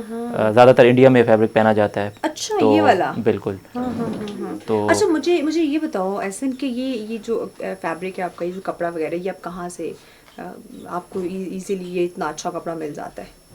देखें, सोर्सेज तो काफ़ी होते हैं, सोर्सेज तो हम नहीं बता सकते अपने कि हम कहाँ नहीं, से वो हमें ना करें, लेकिन पता है। मैं ज़्यादातर खुद ही डिज़ाइन करता हूँ चीज़ें। अच्छा। फैब्रिक तो इम्पोर्टेड भी होता है, लोकल भी होता है, हाँ। लेकिन बात ये है कि आप उस पर डिज़ाइनिंग क्या कर रहे हो, वो डिज़ाइनिंग ही उसको उठाती है। एक्चुअल में कपड़ा जैसा भी हो वो इतना मैटर नहीं कर रहा होता, हाँ। आपकी डिज़ाइनिंग उस कपड़े को उठाती है, आपकी कटिंग उस कपड़े को जो है ना उसका लेवल अप करती है। यस। अब जिस तरह इसकी हम बात करें, आपने ये शीशे का काम, ये इस ड्रेस को बनाया, शीशे का काम किया, तो इस ड्रेस पे तकरीबन कितना टाइम लगा आपका? ये डिपेंड करता है आपके वर्कर्स पे या आपके सेटअप पे डिपेंड करता है। अगर आपका सेटअप अच्छा है और आपका सेटअप एक फ्लो में चल रहा है तब तो आप एक दिन में भी कुछ कर ही सकते हो, मतलब आप हैवी काम भी एक दिन में कर लेते हो। और अगर आपका सेटअप स्लो है या फिर आपका काम स्लो है तो फिर जाहिर है फिर आप एक आम सूट स्टिच करते हुए भी बहुत टाइम लगा देते हो। ये तो फिर बहुत बड़ी बात है। सिंपल ड्रेस को जी। सिलाई करते हुए भी जी। आपको वक्त लग सकता है। बिल्कुल। डिपेंड स्टाफ पे और आप पे है। और आपके बिजनेस की वर्थ पे, आपका बिजनेस की वर्थ अगर ज़्यादा है हाँ। तो फिर भी आपका काम फास्ट चलता है क्योंकि ऑलरेडी वो रनिंग में होता है, वो ग्रोथ पे होता है। और अगर आपका बिजनेस एक छोटे लेवल पे है तो फिर चीज़ें स्लो होती हैं, बहुत सारी चीज़ें पे स्लो होती हैं, स्टिचिंग भी, उसकी परचेजिंग भी और उसकी फिनिशिंग भी, एवरीथिंग। अच्छा, ये मेरे इस तरफ एक ड्रेस है, ये आई थिंक मेहंदी वगैरह जी का। बिल्कुल, ये आप मेहंदी पे ज़्यादा कैरी कर सकते हो क्योंकि इसके कलर्स बता रहे हैं कि ये मेहंदी का ड्रेस है। आपको देख के खुद भी आइडिया हो गया कि ये मेहंदी का ड्रेस है। एग्जैक्टली, बिल्कुल। ये बहुत ही अट्रैक्ट करने वाले कलर है। जी, काफ़ी इसमें डिसेंट कलर ऐड किए गए हैं। अदरवाइज मेहंदी के लिए बहुत हैवी कलर भी यूज़ किए जा सकते अच्छा, हैं। बहुत हैवी लेकिन- ड्रेस भी बनाया जाता है, जी। लेकिन ये हैवी नहीं है, बिल्कुल डिसेंट है। डिसेंट सा है। हाँ, तो जी। ये इस तरह के भी कस्टमर क्लाइंट्स की डिमांड है। देखें, जब इवेंट आता है तो फिर डिमांड खुद ब खुद क्रिएट हो जाती है। ये भी एक बड़ा अहम पॉइंट है। कभी कोई शादी आती है तो फिर खुद ब खुद डिमांड क्रिएट हो जाती है। लेकिन जो आपको मैंने कैजुअल दिखाए थे या पार्टी वेयर दिखाए थे, इस तरह के ड्रेसेस, ये तो फिर इवेंट ना भी हो तो ये तो एक बेसिक नीड है। लोगों ने वैसे ही कहीं आना जाना है तो उन्होंने इनको बाय करना है या कैरी करना है, तो ये फिर ज़्यादा रनिंग में होते हैं ड्रेसेस। ये सिर्फ अकॉर्डिंग टू नीड। हाँ, ये तो कोई इवेंट आ गया जैसे शादी ब्याह का कोई है तो उस पे आप कर सकते हैं, अदरवाइज तो आप इसको अब मैं नॉर्मल तो इसको मार्केट में पहन के जाने वाली नहीं हूँ। बिल्कुल। पहन के जाऊंगी तो मैं कुछ और ही लगूंगी।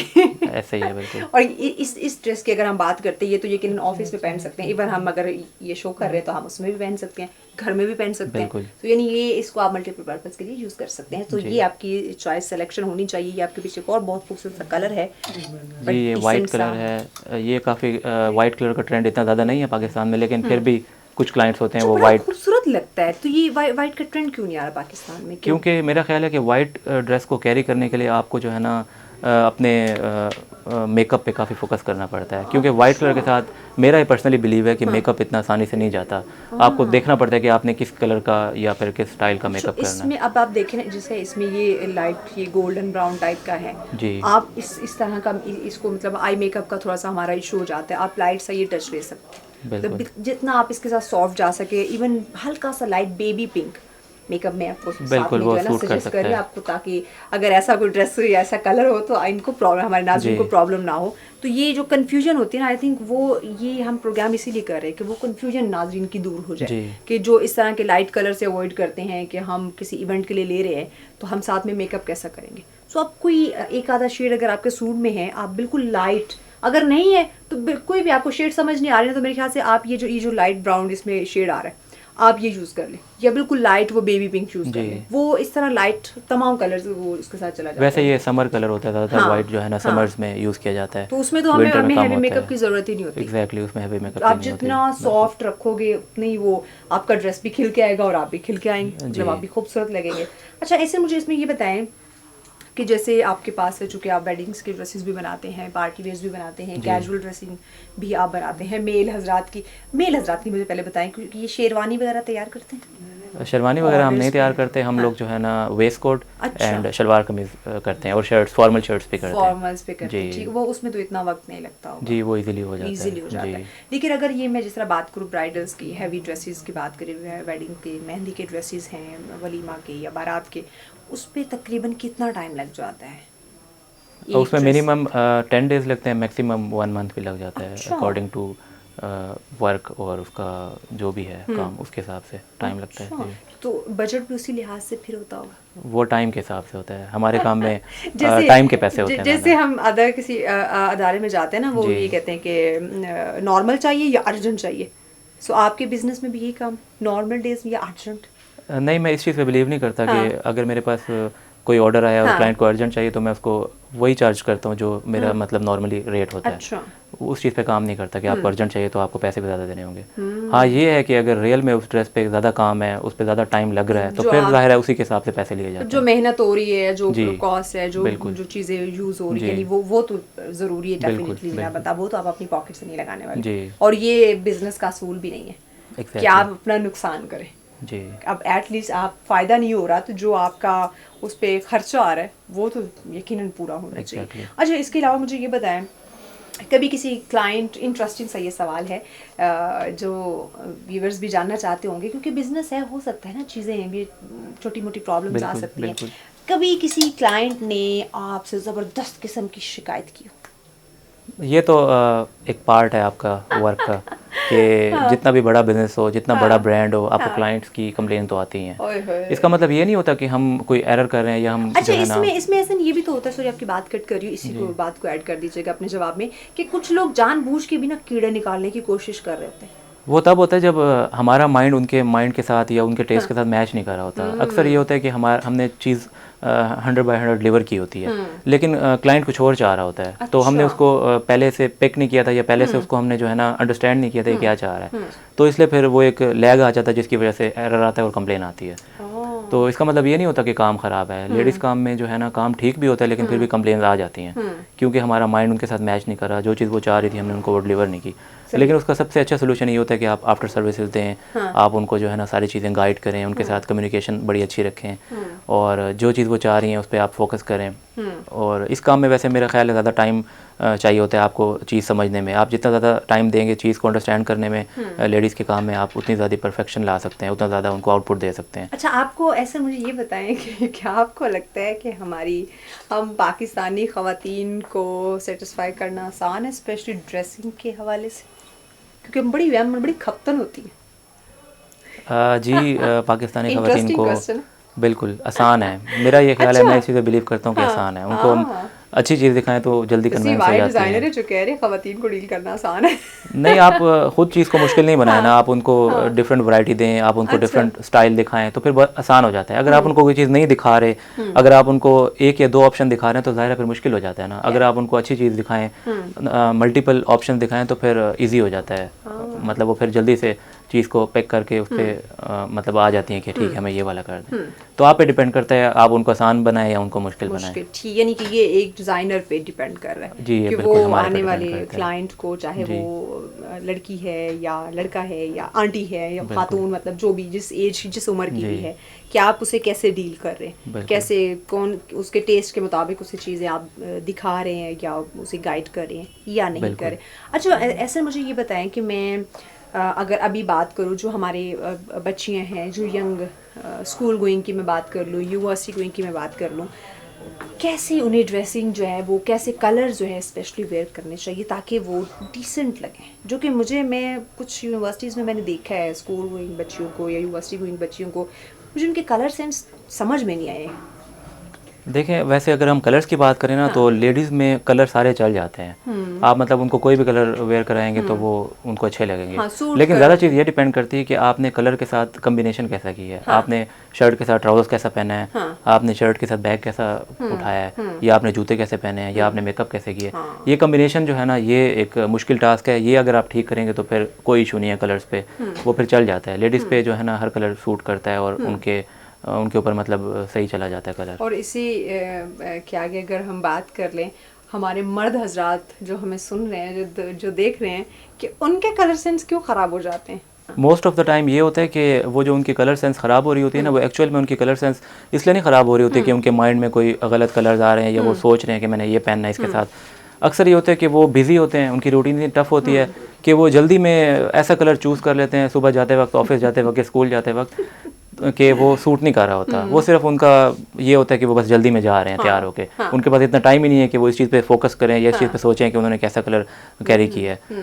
तो इस वजह से भी बहुत से लोग मार खा जाते हैं कलर कॉम्बिनेशन की वजह से, जल्दबाजी की वजह कलर से। कॉम्बिनेशन के अलावा मैं कुछ लोगों को जानती हूँ जिनकी अगर मैं ड्रेसिंग की बात करूँ तो क्या डिसेंट ड्रेसिंग है उनकी, मतलब कलर उनका सेंस बहुत अच्छे, उनके बाकी सिलेक्शन स्टिचिंग के लिहाज से उनकी बहुत ही खूबसूरत। बट जब मैं देखा उनकी वो हेयर स्टाइलिंग की, मेल की बात करूँ, जब वो देखी तो कुछ अजीब सा फटा हुआ बम था उनके सर पे। ये बालों की क्या स्टाइलिंग है, मुझे ये समझ नहीं आई आज तक। देखें, बालों के बारे में ये कहना चाहूँगा कि स्कूल लेवल तक तो ठीक है, आप जब अपने आप को डेवलप कर रहे होते हो, जब आप पढ़ रहे होते हो, तब तक तो ठीक है, आप हेयर स्टाइल जैसा आपका दिल करता है आप कर सकते हो जी, आप बड़े बाल भी रख सकते हो, कर सकते हो। फिर अगेन वही बात आ जाती है कि जब आप प्रोफेशनल लाइफ में आते हो तो फिर ये चीज़ बिल्कुल भी सूट नहीं करती। देखने वाले बंदा प्रोफेशनल, मतलब जॉब करने वाला, मार्केट जी में चलने वाले वो लोग थे जिनकी जब मैं जो एग्जांपल दे रही हूँ, ऐसी काफ़ी रेयर एग्जांपल्स हैं। काफ़ी रेयर हमें लोगों को देखने को मिलता है कि उनके बाल बड़े होते हैं या फिर उनका हेयर कट जो है ना वो उनके फेस के हिसाब से सूट नहीं कर रहा होता। लेकिन ज़्यादातर देखा जाता है कि सेल्फ ग्रूम्ड होते हैं लोग, उनको पता होता है कि उन्होंने कैसा हेयर स्टाइल बनाना है, ठीक है, उनको बड़े बाल सूट करते हैं, छोटे सूट करते हैं, और इसके अलावा उनको मतलब अपनी चेहरे के मुताबिक पता होना चाहिए कि उनको कौन सा हेयर का वो मतलब कट सूट करता है। तो बाकी जहाँ पे वो जाते हैं अपने हेयर सैलून्स पे, उनको मतलब हेयर सैलून वालों को भी उनको टिप देनी चाहिए, उनको बताना चाहिए, क्योंकि बंदे को खुद मिरर में देख के नहीं आइडिया होता कि वो जो है ना उसको सूट कर रहा है या नहीं कर रहा। एक शाहरुख खान, सलमान खान लग रहे होते हैं। ऐसे मजीद भी आपसे बात करते ब्रेक की जाने बढ़ना है। ब्रेक के बाद नाज़रीन ये इंटरेस्टिंग डिस्कशन का सिलसिला जारी रहेगा, हमारे साथ रहेगा।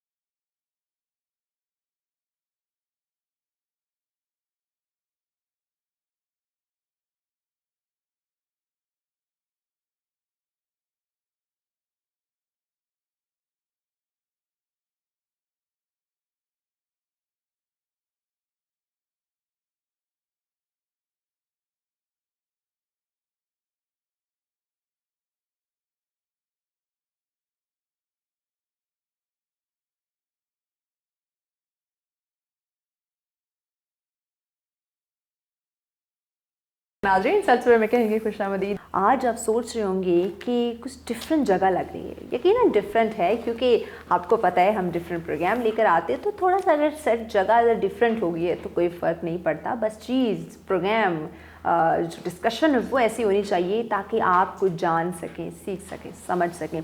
आज के प्रोग्राम की बात करूँ, यकीनन स्पेशल ये सेगमेंट है हमारा, और ऐसा सेगमेंट है जिसके बारे में अगर मैं बात करूँ, सुकून इसमें हम डिस्कस करेंगे, आराम हम डिस्कस करेंगे, जो कि हर इंसान चाहता है।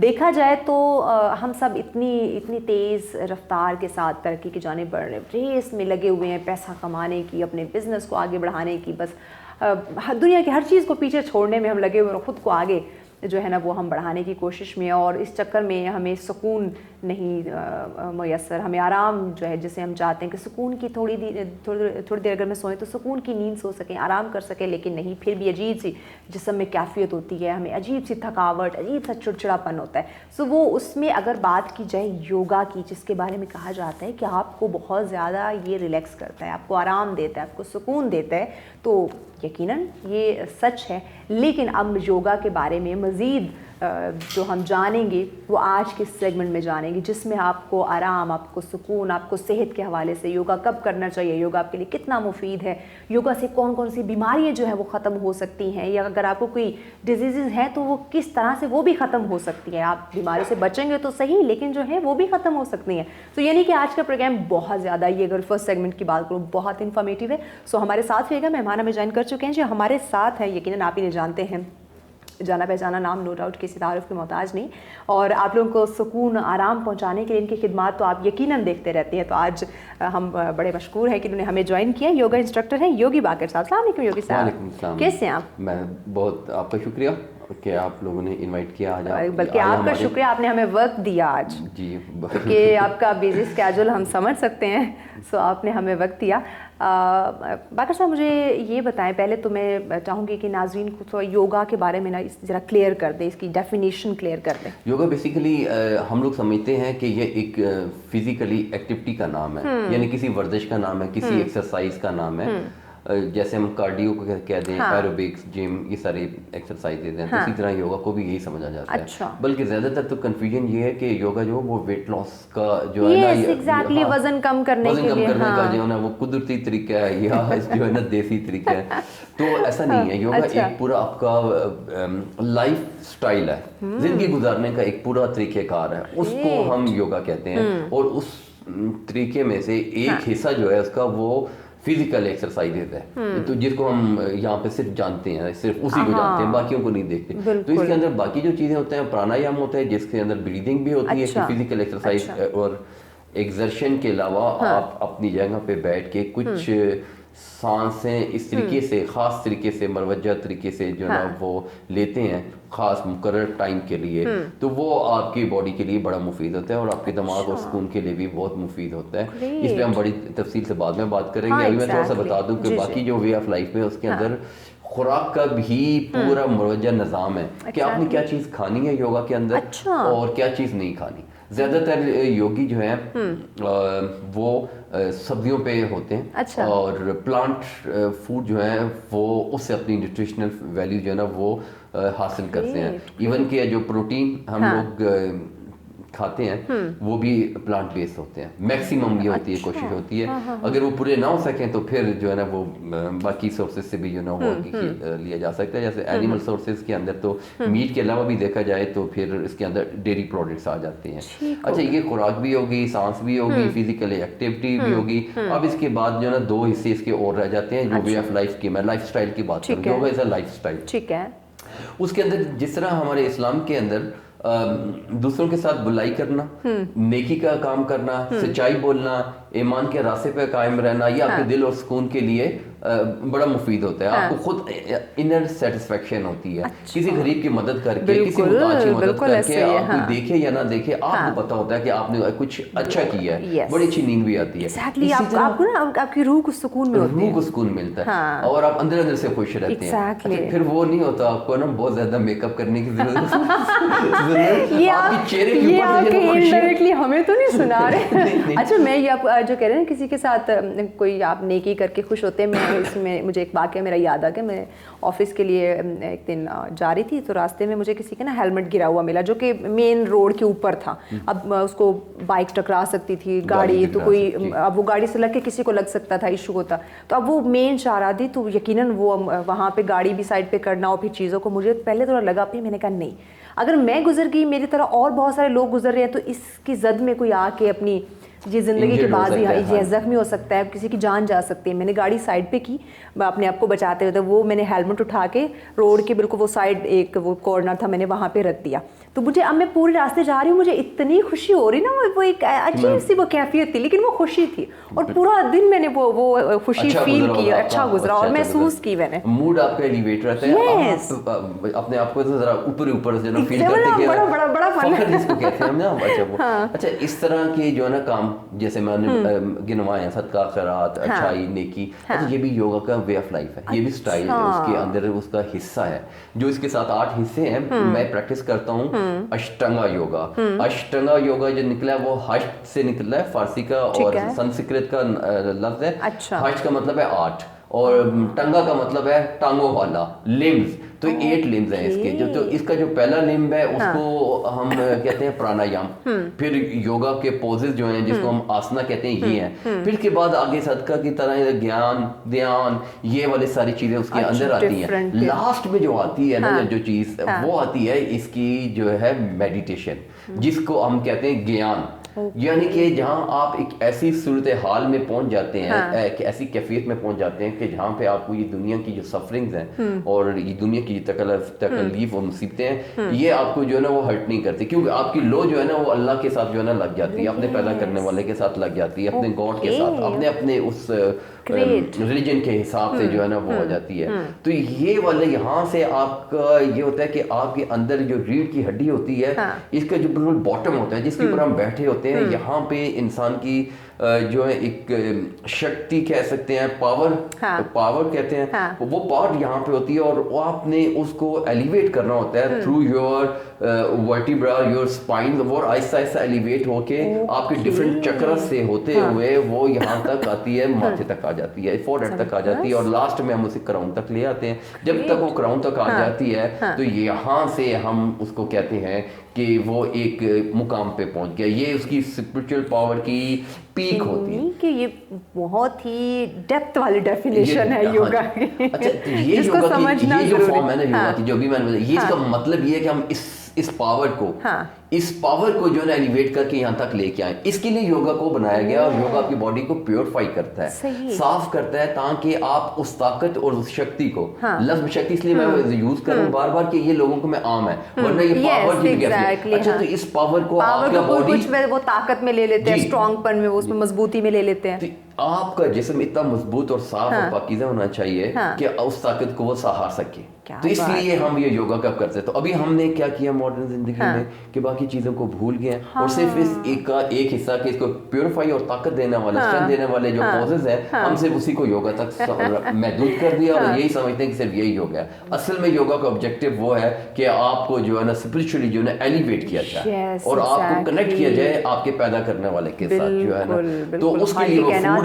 फूड भी बता दिया, तरीकेकार भी बता दिया, सांस भी बता दिया, वर्जिश भी बता दिया। तो इसको हम कहते हैं योगिक लाइफस्टाइल। जबरदस्त। तो वाकई साहब आपको कितना अरसा हो गया प्रोफेशनली इसको लेके चलते? इसमें एक तो कुछ सीखने का टाइम था, कोई 2-4 साल, और बाकी प्रैक्टिस करते हुए यहाँ पे 2005 से लेके जो है ना अभी तक मैं यहाँ पे इसको प्रैक्टिस कर रहा हूँ। लेकिन इस्लामाबाद में जो है वो 2005 के बाद ही मैंने किया था, इससे पहले जो है वो मुख्तलिफ शहरों में वो करता सीखना कभी रहा। तो लोगों का कैसा रिस्पॉन्स मिलता है आपको? जब मैंने स्टार्ट किया था शुरू में तो उस वक्त बहुत ही कम लिमिटेड लोग थे, मीडिया पे भी नहीं थे और वैसे भी जो है ना वो सोशल मीडिया पे भी नहीं थे, इलेक्ट्रॉनिक मीडिया पे भी नहीं थे। तो मैंने सोशल मीडिया का सहारा लिया शुरू में और वो मुझे बहुत ही उसका अच्छा रिस्पांस मिला और डिजिटल मार्केटिंग और थोड़ी बहुत वो की थी मैंने। तो फिर लोगों तक मेरा अवेयरनेस का प्रोग्राम भी पहुंचा और मुझे बड़ी इसकी बेजराई मिली और मार्केट में लोग मुझे खुद तलाश करते हुए आ जाते हैं और अल्लाह का शुक्र है काफ़ी दूर दूर से भी मेरी कुछ अभी ऑनलाइन क्लासेस भी होती हैं। मैं ऑनलाइन भी प्रेजेंट हूँ और वहाँ पे भी आसान तरीके से योगा करवाता हूँ। आसान तरीके से ये कि देखें योगा चूंकि एक कॉम्प्लिकेटेड चीज़ है, जैसे अभी मैंने डेफिनेशन बताई थी, इसको मैं आसान करके उर्दू में जो है ना योगा करें, आओ योगा करें, उर्दू में। अच्छा, तो उर्दू में इसकी टर्मिनोलॉजीज को बताता हूँ, फूड और हेल्थ उसकी न्यूट्रिशन वैल्यू को उर्दू में बताता हूँ, आपके लिए क्या चीज़ अच्छी है, क्या यानी आसान अल्फाज में जो समझ आ जाए उसको मॉडिफाई करके जो है ना वो करता हूँ। तो ये मुझे करते हुए जो अभी जो है ना तकरीबन आप देख लें 2005 से लेके ये हमारा 16-17 साल का जो है ना ये टाइम हो चुका है जिसमें मैं मुसलसल जो है ना लोगों को सिखा रहा हूँ। तो अब अल्लाह का शुक्र काफ़ी एक्सपीरियंस हो गया कि अब मैं ऑनलाइन भी इतना तजुर्बा हो गया कि मैं जो है ना वो दूसरे को खड़े हुए बंदे को जज यानी कि एग्जामिन करके बता सकता हूँ कि इनका खड़े होने का पोस्चर जो है ना वो तो मुझे ठीक नहीं लग रहा, तो शायद इनका ना दाएं वाले घुटने में प्रॉब्लम है, नहीं इनका जो ना ये पाँव बाहर है तो इसके अंदर जो ना टखने में प्रॉब्लम है, इनकी पेल्विक बोन हिप बोन का मसला है, नहीं ये थोड़े से झुके हुए हैं, स्लाउड हैं, तो मे भी इनके बैठने का पोस्चर रीड अगर साइड से खड़ा होकर देखूं तो मैं सारे आपके कैमरामैन को पॉइंट आउट करूं ताकि ये मेरे क्लाइंट बने। मैं ऐसा साथ क्लाइंट्स भी बना रहा हूं। बिल्कुल, आप कैमरामैन को देख के जज करके बताएं इनको क्या क्या मसला है, वरना उनकी भी होती है।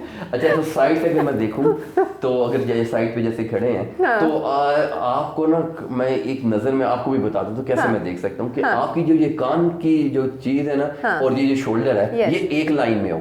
फिर आप थोड़ा से नीचे आ जाएं तो आपका जो हिप बोन है, ये पेल्विक बोन जिसको हम कहते हैं, ये पेल्विक बोन भी एक पॉइंट हाँ। दूसरा पॉइंट, तीसरा, ये एक लाइन में है। फिर थोड़ा सा नीचे आ जाए तो इसके बाद चौथा पॉइंट घुटना, और फिर पांचवा पॉइंट है ना ये आपका टखना, एंकल। तो ये अगर सीधी लाइन में है तो आपका पोस्चर सीधा है, Straight वैसे है। जैसे अल्लाह मियां ने आपको पैदा किया है बचपन में, जवानी में आप ऐसे रहे। लेकिन जो आपका वक्त गुजरता जाता है, 30 साल के बाद आप समझ लें तो मसल कमजोर होना शुरू हो जाते हैं। तो वो मसल जब वीक होते हैं तो आपका पोस्चर जो है ना वो बिगड़ना शुरू हो जाता है।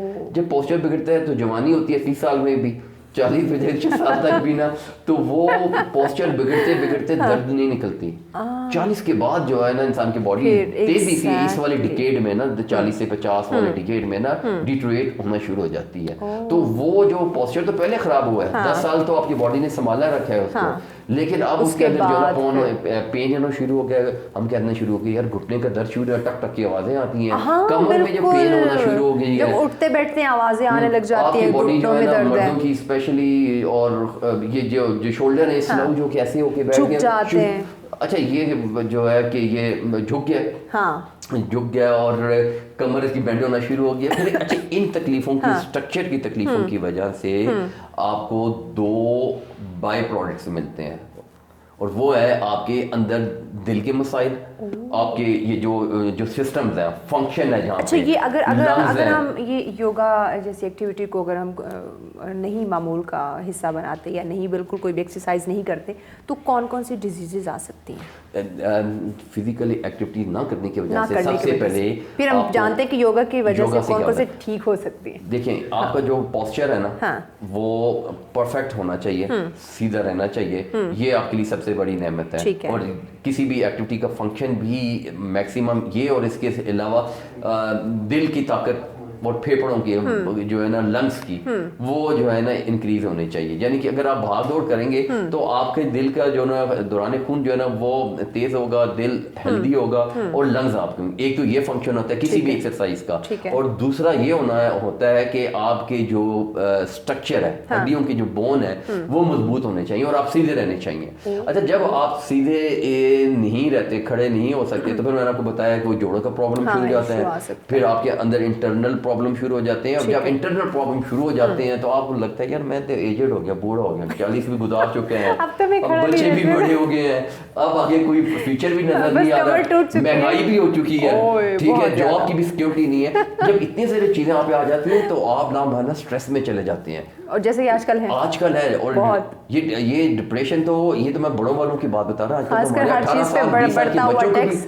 पेट्रोल की महंगाई, हर चीज की महंगाई, हर दूसरा इंसान, बल्कि हर इंसान स्ट्रेस में चला गया इंसान। अच्छा ये तो मैं आपको वो बताया ना कि एज के लिहाज से क्या प्रॉब्लम हो, स्ट्रेस और डिप्रेशन का तो ये आलम है कि आजकल के यंग बच्चों को भी है, छोटे बच्चों में 18 20 25 साल बच्चे सब में होता है, और उनकी वजह जो है वो उन पे कोई माली बोझ तो नहीं होता, लेकिन शायद कोई घरेलू प्रॉब्लम होती है, या फिर कुछ फ्रेंड्स सर्कल का कुछ ऐसे, वो कोई पढ़ाई का बहुत प्रेशर उनको, और फिर उनको फ्यूचर प्लानिंग होता है कि बड़ा कि मैंने बनना क्या है, इतना कंपटीशन है, कजन मेरा डॉक्टर है और फलां कजन मेरी जो इंजीनियर बन रही है, और फलां कंपेयर करने के चक्करों में या इस सोच में, उस कंपटीशन में जो है ना बच्चे स्ट्रेस ले लेते हैं, और अपने आप को इसका बच्चों में स्ट्रेस लेना जो है उसकी रूट कॉज जो है ना वो सिर्फ ये नहीं है कि गुर्बत है, बहुत अमीर लोग होते हैं, अच्छे वेल ऑफ फैमिली से होते हैं आप देखिए कितने से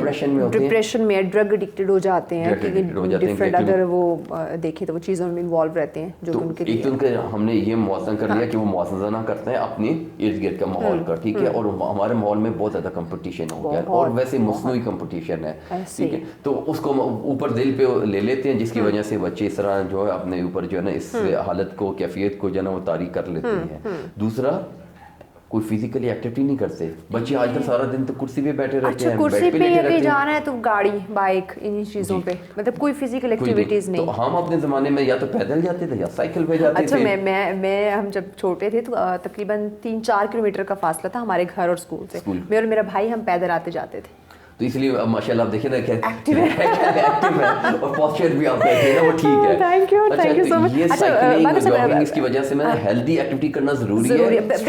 ब्रेक की जाने बढ़ना, ब्रेक के बाद मजीद हम आपसे जानते हैं यकीनन ये भी बड़ी जरूरी है ब्रेक, ये भी बड़ी ज़रूरी है एग्जैक्टली। ब्रेक के बाद नाज़रीन आपको मजीद और कुछ अहम मालूमात जो है वो आपको दी जाएंगी, तो हमारे साथ रहिएगा। मिलते हैं शॉर्ट से ब्रेक के बाद।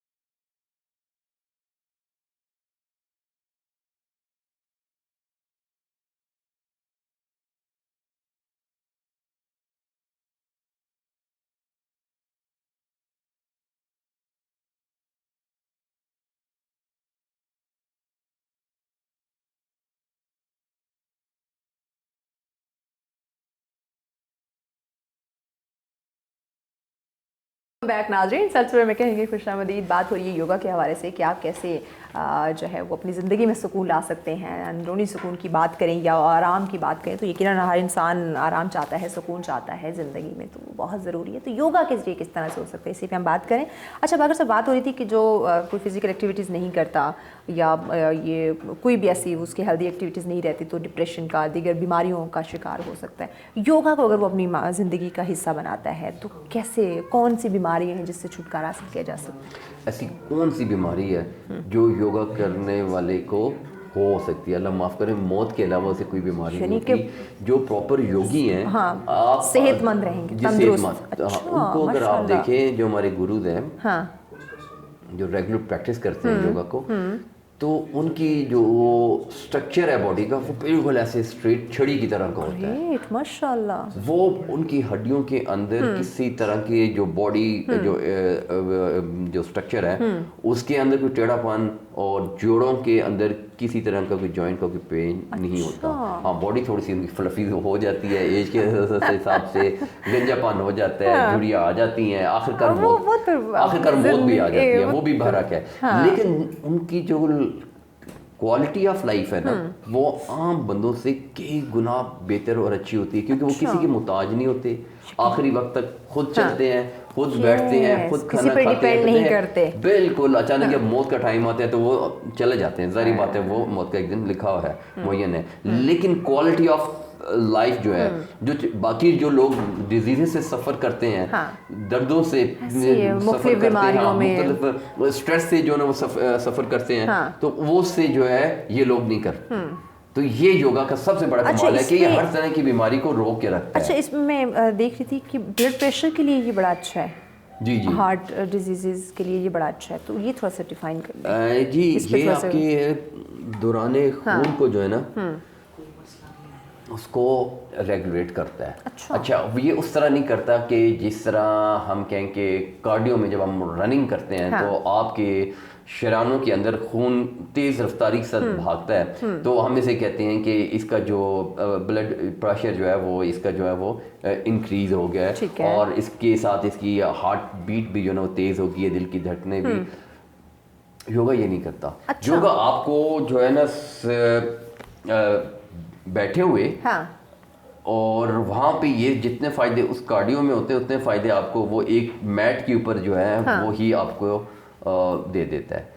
यानी कि रनिंग की जरूरत नहीं पड़ती। वॉक वगैरह जरूर होती है, उसके अंदर वार्म होती है, वॉक को आपको करना पड़ता है। ये वाला काम हम कैसे अचीव करते हैं, जो कि वहाँ पे कार्डियो में, एरोबिक्स में या एनाएरोबिक एक्सरसाइजेस में होती हैं, वो वाले फायदे हम योगा में कैसे हासिल कर सकते हैं? वो हम ब्रीदिंग के थ्रू करते हैं, प्राणायाम के थ्रू करते हैं। मुख्तलिफ ब्रीदिंग्स हैं, प्राणायाम है, उनको हम परफॉर्म करते हैं। कुछ एक्सरसाइज और योगा करने से पहले करते हैं, कुछ दरमियान में करते हैं, कुछ आखिर में करते हैं, और किसी दिन अगर मूड ना हो और योगा ना करने को दिल को, तो आप कम से कम ब्रीदिंग एक्सरसाइजेज, प्राणायाम वो जरूर कर लें, और वो आप किसी वक्त भी कर सकते हैं। उसके लिए मैट भी की जरूरत भी नहीं होती। आप अपनी कुर्सी पे बैठे हुए हैं, ऑफिस में बॉस है, उसने आपको डांटा ऐसे और आपने काम नहीं किया, घर के बेगम ने डांट दिया, वो वहाँ पे, तो आपने क्या किया, आपने कुर्सी को साइड पे लिया, 2 मिनट 3 मिनट के बैठे, मैं आपको वो ब्रीदिंग करके बताता हूँ, आपने वो प्राणायाम परफॉर्म करना है, आपका अपना तो मूड जो है ना वो जबरदस्त हो जाएगा, बाकी किसी का हो या ना हो, बाकियों की खैर, बाकियों की खैर, आप आप ठीक हो जाएंगे क्योंकि आपको डांट पड़ी है ना, Exactly. तो आप सेट हो जाएंगे। तो वो वाले फायदे आप बैठे बैठे अपनी कुर्सी पे 2 मिनट 3 मिनट के लिए कर सकते हैं प्राणायाम से। एक तो ये मूड के हवाले से बता, तो अंदर दिल के लिए है और ब्लड की सर्कुलेशन के लिए भी इसी तरह प्राणायाम की जाती है। बल्कि हम अपनी बॉडी को वार्म अप भी जो है ना वो प्राणायाम से ही करते हैं। एक ब्रीदिंग है, उसका नाम है उजाई ब्रीदिंग। उजाई ब्रीदिंग में मैंने शायद आपके लास्ट प्रोग्राम में भी इसको एक्सप्लेन किया था कि उसका जो फायदा ये है कि वो आपके अंदर बॉडी के अंदर जो है ना वो आग लगाती है, बॉडी को वार्म कर देती है इंटरनली योर बॉडी को, ताकि आपके मसल्स जोड़ पट्टे जो है वो गर्म हो जाए और जब आप डीप पोस्चर्स के अंदर जाएं तो वो इंजर्ड ना हो। जो कि हम रनिंग से हासिल करते हैं तो वो बेनिफिट हम यहाँ पे मुख्तलिफ ब्रीदिंग से कर लेते हैं। तो इस तरह योगा जो है वो उसके अंदर प्रॉपर एक सिस्टम है, सारी चीजें इसके अंदर मौजूद हैं। इसके लिए आपको कोई एक्स्ट्रा करने की टूल्स की आपको जरूरत नहीं पड़ती, प्रॉप्स की जरूरत नहीं पड़ती आपको। प्रॉप हम उन्हें कहते हैं कि छोटे मोटे कुछ औजार वगैरह होते हैं। आपने देखो एक ईंट रखी होगी, ब्रिक बनी होती है, एक रोप सी होती है, रस्सी सी होती है और एक डंडा सा सीधा, तो वो हम पोस्चर सीधा करने के लिए करते हैं। जब आपके पोस्चर सीधे हो जाए, ठीक हो जाए, तो फिर उनकी जरूरत नहीं पड़ती आपको, फिर आप नॉर्मली। अच्छा, मुझे ये बताएं कि योगा करने का जो बेहतरीन टाइम है, जो सही टाइम है, वो कौन सा? हाँ, बड़ा अच्छा क्वेश्चन है ये। अमूमन लोग पूछते हैं, कंफ्यूज रहते हैं। देखिए, सुबह के टाइम का कोई मुआवजा नहीं है दोपहर और शाम के टाइम के साथ योगा के हवाले से, सुबह उठने के हवाले से, ठीक है, और खाने पीने के हवाले से। योगा चूंकि मैंने बताया कि वे ऑफ लाइफ है, एक लाइफस्टाइल है, योगा इज अ लाइफस्टाइल। तो योगा इसको एक्सप्लेन खाने के हवाले से भी बताएगा और एक्सरसाइज के हवाले से भी बताएगा और ब्रीदिंग के हवाले से भी बताता है कि सुबह सवेरे सूरज निकलने से पहले आपने जो है ना वो योगा करके और अपने दिन का आगाज कर लेना। लेकिन हम तो कहते हैं सुबह सवेरे उठा नहीं जाता। हम लोग करते हैं शाम में। मैं इस्लामाबाद में बता रहा हूँ कितने अरसे से कर रहा हूँ। तो मेरी आपने ये नहीं पूछा कि आप सुबह ग्रुप क्लासेस कहाँ करवाते हैं या दोपहर में हैं। तो आपको हमेशा मेरा यही वो एडवर्टाइजमेंट मिल रही होगी, शाम 4 से 5, 6 से 7, 7 से 8, मतलब सुबह नौबों की तरह कोई उठता ही नहीं और कोई भी नहीं आता। मैंने कई बार क्लास स्टार्ट कराई है, एडवर्टाइज किया, अकेले मैट पे बैठा रहता था, कोई भी नहीं आता था, मैंने बंद ही कर दी है उसके बाद। और हर 1-2 साल बाद मेरी कोशिश होती है कि सुबह, क्योंकि आपकी अपनी रूटीन भी बन जाती है ना, आपके अपने हेल्थ के लिए भी अच्छा होता है कि बजाय आप जो है लोगों को जो ना वो जो प्रीच कर रहे हैं वो अपने पे भी अप्लाई कर रहे हैं, अपने स्टूडेंट पे भी, तो वो नहीं हो पा रहा। तो योगा का जो ज्यादा वो जो 100% जिसे कह रहे हैं रिजल्ट है वो वही मॉर्निंग में। मॉर्निंग उसमें क्या होता है कि मॉर्निंग में जो है ना आपकी जो ऑक्सीजन लेवल है ना वो इंक्रीज होता है। हवा में जो है ना वो फ्रेश ऑक्सीजन होती है और डस्ट नहीं होती है, वो बैठी होती है, गाड़ी को धुआं वगैरह बैठा होता है। और उस वक्त जब आप ब्रीदिंग ही, और योगा में तो है मैंने बताया ब्रीदिंग से स्टार्ट करनी है, तो आपने उठ के जो है ना इंटेंस किस्म की ब्रीदिंग करनी है और बहुत ज्यादा ढेरों ऑक्सीजन अपने जिस्म के अंदर ले जानी है। और जब ऑक्सीजन आपकी बॉडी के अंदर जाती है तो वो आपके सेल्स को जाके एक एक टिश्यू को जाके जो है ना वो एनर्जी देती है, ताकत देती है ऑक्सीजन। आपने खाना भी खाया हुआ है तो वो खाना भी आपके जिस्म तक जब जाके नहीं पहुंचता, जब तक उसके साथ ऑक्सीजन अपना बॉन्ड नहीं बनाती, तो वो बॉन्ड बनाती है तो फिर वो वहां पे जाके एनर्जी मिलती है। यही बात होगी ना, जब कह रहे हैं कि सेकंड टाइम इवनिंग में ये जब जिसको टाइम मिलता है वो योगा शुरू कर देता है, वो तो फिर फैशन हो गया और मजबूरी भी हो गई है और लाइफस्टाइल भी ऐसा हो गया है, ना करने से बेहतर है। तो मैं इसीलिए इसका प्रचार भी करता हूँ कि भाई चले आए तो जाएं, कब कुछ ना कुछ 24 घंटे में कुछ नहीं कर रहे। अच्छा, मैं आपके सवाल की तरफ दोबारा जाऊँ और उसको जैसे हमें नमाज के बाद इस्लाम में है कि हम नमाज पढ़ते हैं, फिर उसके बाद फजर की नमाज के बाद मजीद आपको पता है कोई रकत करने की जो है ना वो ममानत है, तो ताकि आप उठें और अपने रूटीन के कामों में और सफर और अपने रिस्क के लिए बाहर निकल जाए, इसलिए हम वो सुन्नत नमाज पहले अदा कर लेते हैं। अच्छा, और उसके बाद हम अपने रूटीन के काम करते हैं। योगा में भी ऐसा ही है। योगा जिस तरह हमारे मजहबी फ़राइज़ हैं, ये हिंदू फिलॉसफी, हिंदू रिलीजन का एक मजहबी हिस्सा है। हम इसको 100% पूरा इसकी फिलॉसफी को जो है वो अपने पर अप्लाई नहीं करते। इसके जहाँ पे हमें कुछ कॉन्फ्लिक्ट्स होते हैं तो हम उसको अपने टीचर, अपने स्टूडेंट्स को जो ना वो बता भी देते हैं और समझा भी देते हैं कि बस हमने यहाँ तक जाना है और हमारी लिमिट यहाँ तक है, हमने यहाँ तक रहना है। तो उसके अंदर भी यही है कि आप सुबह का आगाज हम नमाज से करते हैं तो वो योगा से करते हैं।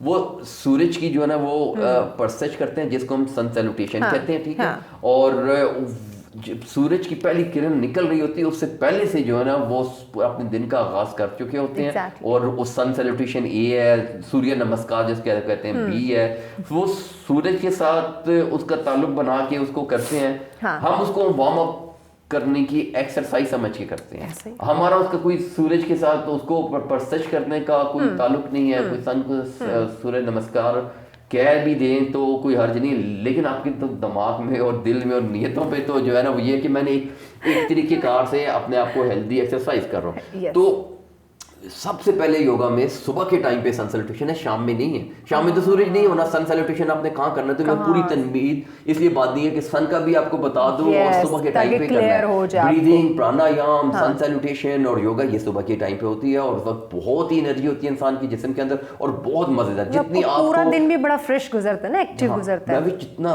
एक बार आप कर लेना सुबह के टाइम पे, आप यकीन करें शाम में कभी भी आपको उतना मजा नहीं आता। कभी भी आप जाहिर है, पूरा दिन थके होते हैं, अब कहते हैं अब क्या चले ओके कर ले। बॉडी इतनी लाइट हो जाती है, आपके सारी जो है ना वो दिमाग की जो परेशानी है ना वो भी निकल जाती है, रफू चक्कर हो जाती है। हाँ बिल्कुल रफू चक्कर हो जाती है और अगर दिल की बीमारी हो ना वो भी खत्म हो जाती है। तो ज़्यादा ज़रूरी है क्योंकि आजकल हर इंसान को दिल की बीमारी है। अच्छा मुझे ये बताएं बाकी कि जी जो हमारे ख़वातीन की मैं बात करना चाहूँगी जो हार्मोनल इश्यूज आ जाते हैं वो इस योगा से ख़त्म हो जाते हैं, सॉल्व हो जाते हैं? हार्मोनल इश्यूज सिर्फ ख़वातीन के साथ पता नहीं हम लोग क्यों रिलेट कर देते हैं, ये तो मेल्स के अंदर भी हैं और मेल के अंदर मेल और फीमेल दोनों का दोनों के हैं और मेल में ज्यादा प्रॉब्लम होता है, वो बेचारे बताते नहीं है, ठीक है। तो फीमेल्स के भी है ज्यादा है। अच्छा इसकी जो फीमेल की तो मैं आपको बताता हूँ, बल्कि मेल की भी बताता हूँ, दोनों की बता दें। बच्चों की भी।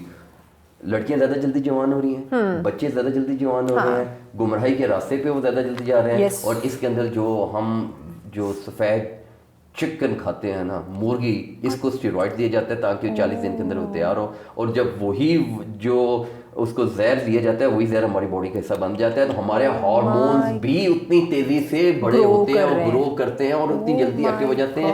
पहले 18-20 साल में बच्चे जवान होते थे, अगर 14-15 साल की उम्र में आपको अजीब अजीब बातें मिलती हैं, सुनने को मिलती हैं। कॉलेज से तो गिले शिकवे आने शुरू हो जाते हैं बच्चों की। सीरियसली फिर जो आपके फेशियल हेयर ग्रोथ होना शुरू हो जाती है ख़वातीन की ये, और ये सारी चीज़ें जो हैं ये स्टेरॉइड्स वाली है। तो चिकन कम कर दें, ये तो मैं नहीं कह सकता कि उसको छोड़ दें क्योंकि उसके अलावा है ही कुछ नहीं खाने को। अच्छा लिटरली मैं अगर अपनी बात करूँ मैं चिकन नहीं खाती, बहुत अच्छा, बिल्कुल नहीं खाती। मैं जितनी मेरी कोशिश हो जाएगी मैं सब्जी और दालें खाऊंगी, मैं चिकन नहीं खाऊंगी। वही मैंने बताया जो प्रोटीन जो हमारा कम होता है तो हम ये दालों से ले सकते हैं, सब्जियों से ले सकते हैं और डेयरी मक्खन दूध दही से ले सकते हैं। मैं चिकन किस वाली को मना कर रहा हूँ जो कि ये शेवर्ड किस्म की होती है या बॉयलर किस्म, ब्रॉयलर होती है जिसको हम कहते हैं स्टीरॉइड।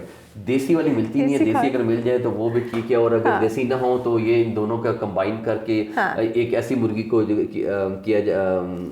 पैदा किया जाता है, पाला जाता है जिसको हम कहते हैं फ्री रेंज, यानी कि वो देसी, उसका बीज तो देसी नहीं होता, उसके जीन जो है ना वो मॉडिफाइड होता है या दोनों का मिक्स होता है, लेकिन जब उसको खाने पीने की जो खुराक है वो फ्री रेंज में मिलती है। वो अपने घास वगैरह खाती है, कीड़े खाती है, धूप में वो फिरती है, और अगर आप उसको गंदम के दाने वाला, चावल वाला, इस तरह के कचरे और चीजें भी आपको डाल के दे सकते हैं, तो वो आपकी फ्री रेंज है, वो बहुत जबरदस्त। इसका गोश्त भी बहुत अच्छा है, हेल्दी है, और उसके अंडे भी बहुत अच्छे हैं।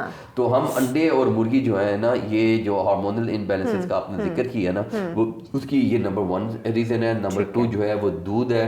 दूध भी जो है ना आजकल जो कोई आपको पानी वाला दे दे तो शुक्र करें से कहें तो हमारी बड़ी मेहरबानी है, तुम पानी वाला जरूर दे दो भाई हमें, लेकिन हमें वो स्टेरॉइड वाला या इंजेक्शन वाला दो, और वो आजकल इतना ज्यादा है, और फिर केमिकल्स वाला स्टेरॉइड के लिए वो केमिकल में डब्बों में और वो कंटेनर में जो ना बन रहे होते हैं डिफरेंट, उसमें डिटर्जेंट वाला भी जो है ना उसमें डलता है, लिक्विड जो है ना जो सोप बनाने के लिए आता है वो भी इसके अंदर डलता है, कुछ झाग।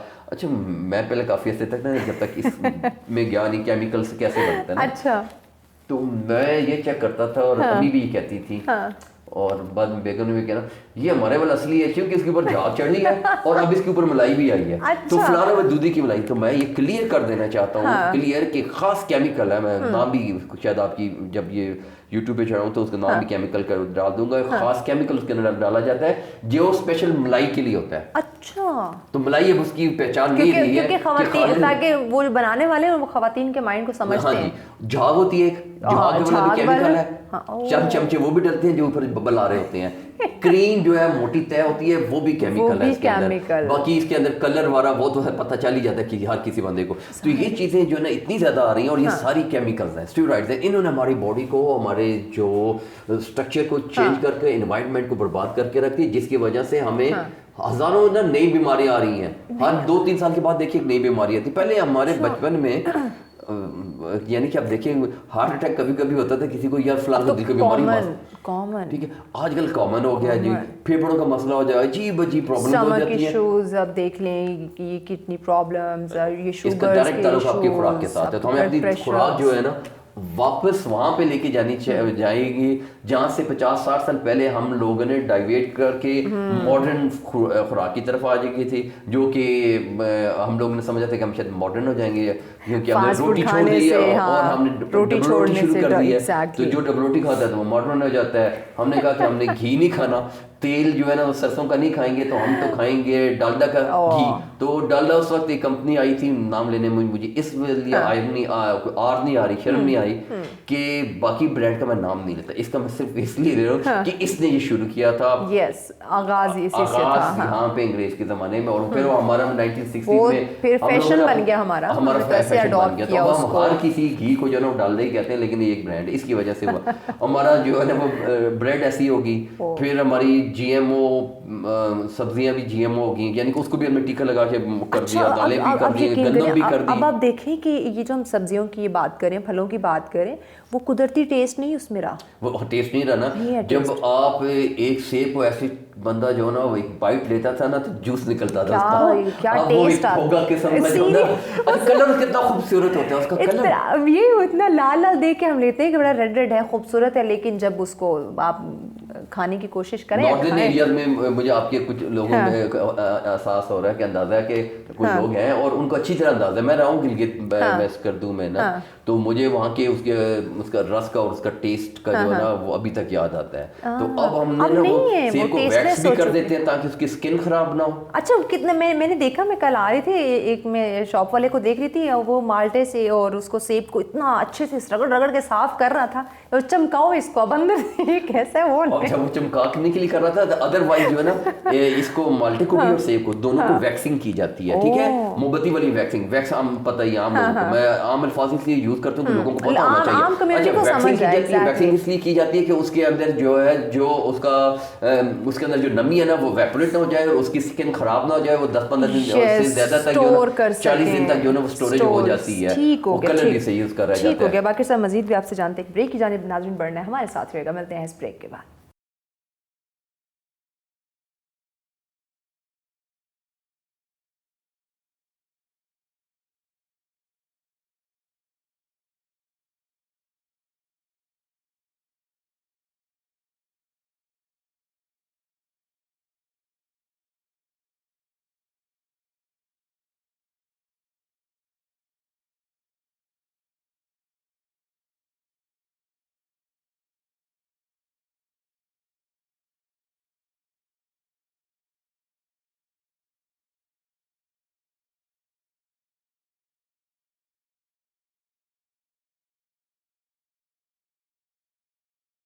वेलकम बैक नाज़रीन, सच में कहेंगे खुशामदीद बात हो रही है आज आपकी आराम की, सुकून की, जो आप ज़िंदगी में चाहते हैं, लेकिन योगा को अपनाते हुए किस तरह से आप सुकून हासिल कर सकते हैं, ज़िंदगी को खूबसूरत कैसे बना सकते हैं, मुख्तलिफ जो ज़िंदगी में आने वाली झंझट है, प्रॉब्लम है या बीमारियाँ कह लें, उनसे छुटकारा अपने किस तरह से हासिल करना है। और योगा, जो कि हमारे जो मेहमान हमारे साथ मौजूद हैं योगी बाकर साहब, उन्होंने भी कहा कि एक लाइफ स्टाइल है और यकीनन बड़ा खूबसूरत लाइफ स्टाइल है अगर आप इसे अडॉप्ट कर ले। आपने देखा होगा बड़ी बड़ी जो सेलिब्रिटीज़ हैं वो योगा को बहुत ही रूटीन के साथ उन्होंने अपनी ज़िंदगी के इसको हिस्सा बनाया हुआ, तो हम कहते हैं वो तो बड़े स्लिम फिट, बड़े खूबसूरत लग रहे होते हैं क्योंकि वो अपना ख्याल रखते हैं।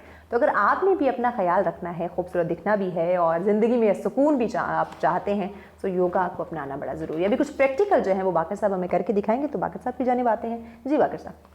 जी, अस्सलाम वालेकुम। अभी आपको प्रैक्टिकली मैं कुछ क्या करके बता सकता हूँ। जो हाँ, मैं आपको वो बता सकता हूँ जो हम जो चीज़ें नॉर्मल नहीं सीख लेंगे ना, ऐसा से उनके नॉर्मल हो हाँ, जाएगा। पहले दिन तो exactly. मुश्किल होगा, फिर नॉर्मल हो जाएगा। मैं आपको जो हम स्ट्रेस के हवाले से जिक्र कर रहे थे ना, तो Yes. उस तरह के पोस्चर मेरे पास अभी अष्टांगा की एक पूरी लाइन है, प्राइमरी 76 पोस्चर्स है। मैं आपको एक से शुरू करूँ तो 2 दिन तक लग जाएंगे, लेकिन मैं उसमें से निकाल के सोच रहा हूँ क्या क्या Yes, करूँ। हाँ. हमने डिस्कस बहुत ज़्यादा की है वो डिप्रेशन पे, एंजाइटी पे, स्ट्रेस पे, उसकी वजूहत, कोई खुराक बताई है, कुछ कंपटीशन बताया है, तो अब उसका हल भी तो बता देना चाहिए। हल वही होगा, तो एक तो वो कंपटीशन खत्म कर दें आपस में, ठीक है ना, बच्चों के साथ ट्रेन करें कि यार तुम्हारा से क्या मुकाबला, तो वो डॉक्टर इंजीनियर बन रहा है या बन रही है तुम्हारी कजन, तो तुम आराम से अपना जो है ना ये फ्रीलांसिंग करना शुरू कर दो, डिजिटल मार्केटिंग शुरू कर दो, घर में बैठ कर, तो तुम्हें दूसरा बच्चों को अच्छी खुराक दे, फूड अच्छी वाली। और तीसरा ये वाली कोई वर्जिशें करवाना शुरू कर दें जो कि हम बताते हैं। तो योगा की सारी एक्सरसाइजेज जो हैं वो आपके दिमाग पे डायरेक्ट जाके असर करती हैं। ये scientifically research and approve facts हैं, इसमें कोई ऐसी बात नहीं है कि हाँ ये हुआ है, होगा या नहीं होगा।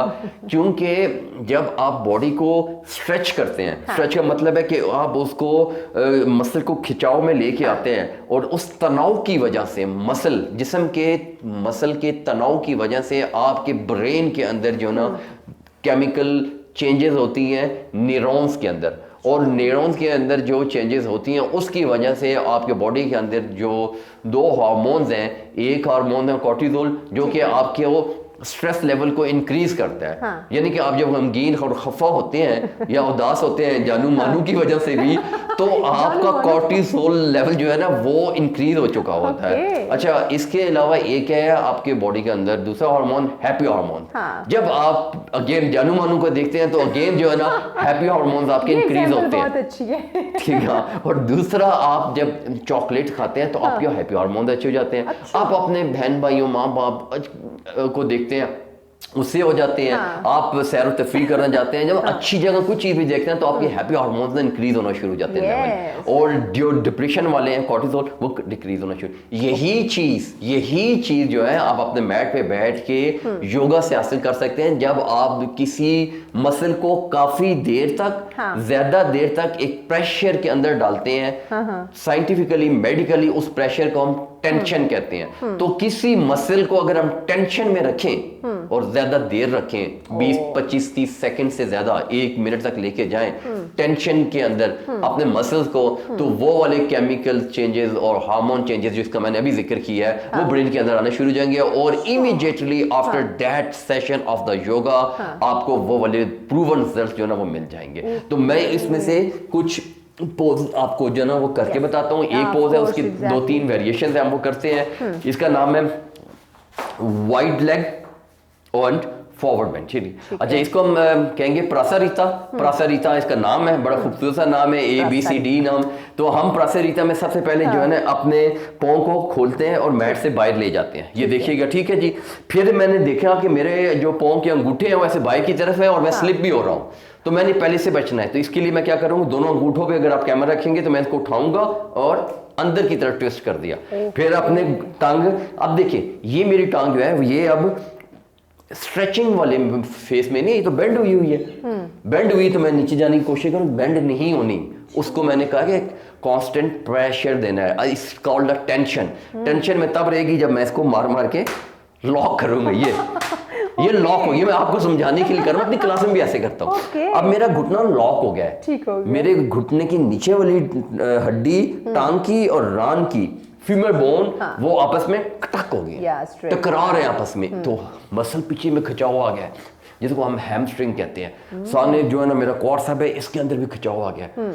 ये जो टेंशन है, अगर मैं इसे 25-30 सेकंड से ज्यादा रखूंगा तो वो केमिकल चेंजेस शुरू हो जाएंगे। अच्छा, ओके। ये इसके अंदर साइंस है पूरी कि इसको इतनी देर रखना है। बाकी एक्सरसाइज में तो हमने किया जाके जी देखें क्या कर रहे हैं, नीचे झुकने के लिए 1 2 3 4 5 ये कर रहे हैं। एब्रप्ट मूवमेंट है इसके अंदर, एब्रप्ट मूवमेंट नहीं है। योगा और स्पेशली प्रासारीता के अंदर माइंडफुलनेस के साथ मूवमेंट, दिमाग की सोच के साथ हमने इस मसल के ऊपर टेंशन देना है, क्योंकि हमें दिमाग का वो वाला असर, हाँ दूसरी टेंशन वाली खत्म करनी, जानने मानने वाली खत्म करनी है। तो उसके लिए ये जरूरी है। नंबर 1 चीज आज मैंने आपको बता दी है। अब पोस्चर की तरफ जाते हैं।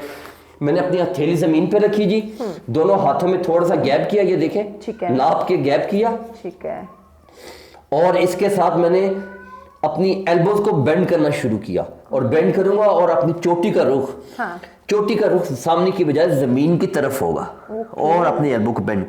अब मेरे बॉडी की ये वाली मसल जो है ना पिछले सारे स्ट्रेचिंग में आ गए हैं, हाँ, और यहाँ तक हिप बोन के, फिर मेरे लोअर मिडिल बैक के, शोल्डर के, और ये बाजू के बैक वाली साइड तक, जब मैं इनको ये करूंगा तो ओके, ये सारे एक्सपेंशन के मोड में आ गया, ऐसे खिंचाव में मेरे पिछले वाले मसल, बैक के मसल, हाँ, मेरी हील से लेके हाँ, और मेरी सर की चोटी तक, ये बैक के सारे, ये बाजू से शोल्डर तक लेके ये खिंचाव में आ गए हैं, और एक एक मसल जो है, एक एक उसका टिश्यू और सेल जो है, ये वो हैप्पी हार्मोन को प्रोड्यूस कर रहा है और मेरे स्ट्रेस लेवल को डिक्रीज कर रहा है। टेक्निक अगर आपने एक अच्छे योगा टीचर गुरु से लेनी है, तो ये वाली टेक्निक उसको जरूर आपने ये लेनी है कि टाइम ड्यूरेशन बहुत मैटर है, और ये मेडिकली प्रूवन चीज है, ये किसी पुरानी किताबों में नहीं लिखा हुआ या पुरानी किसी उस प्रैक्टिस का हिस्सा नहीं है, ये साइंटिफिकली प्रूवन है। अच्छा, ये मैंने प्रासारीता आपको करके बताया, यहाँ पे ये प्रासारीता ए, और यहाँ पे हमने लंबी लंबी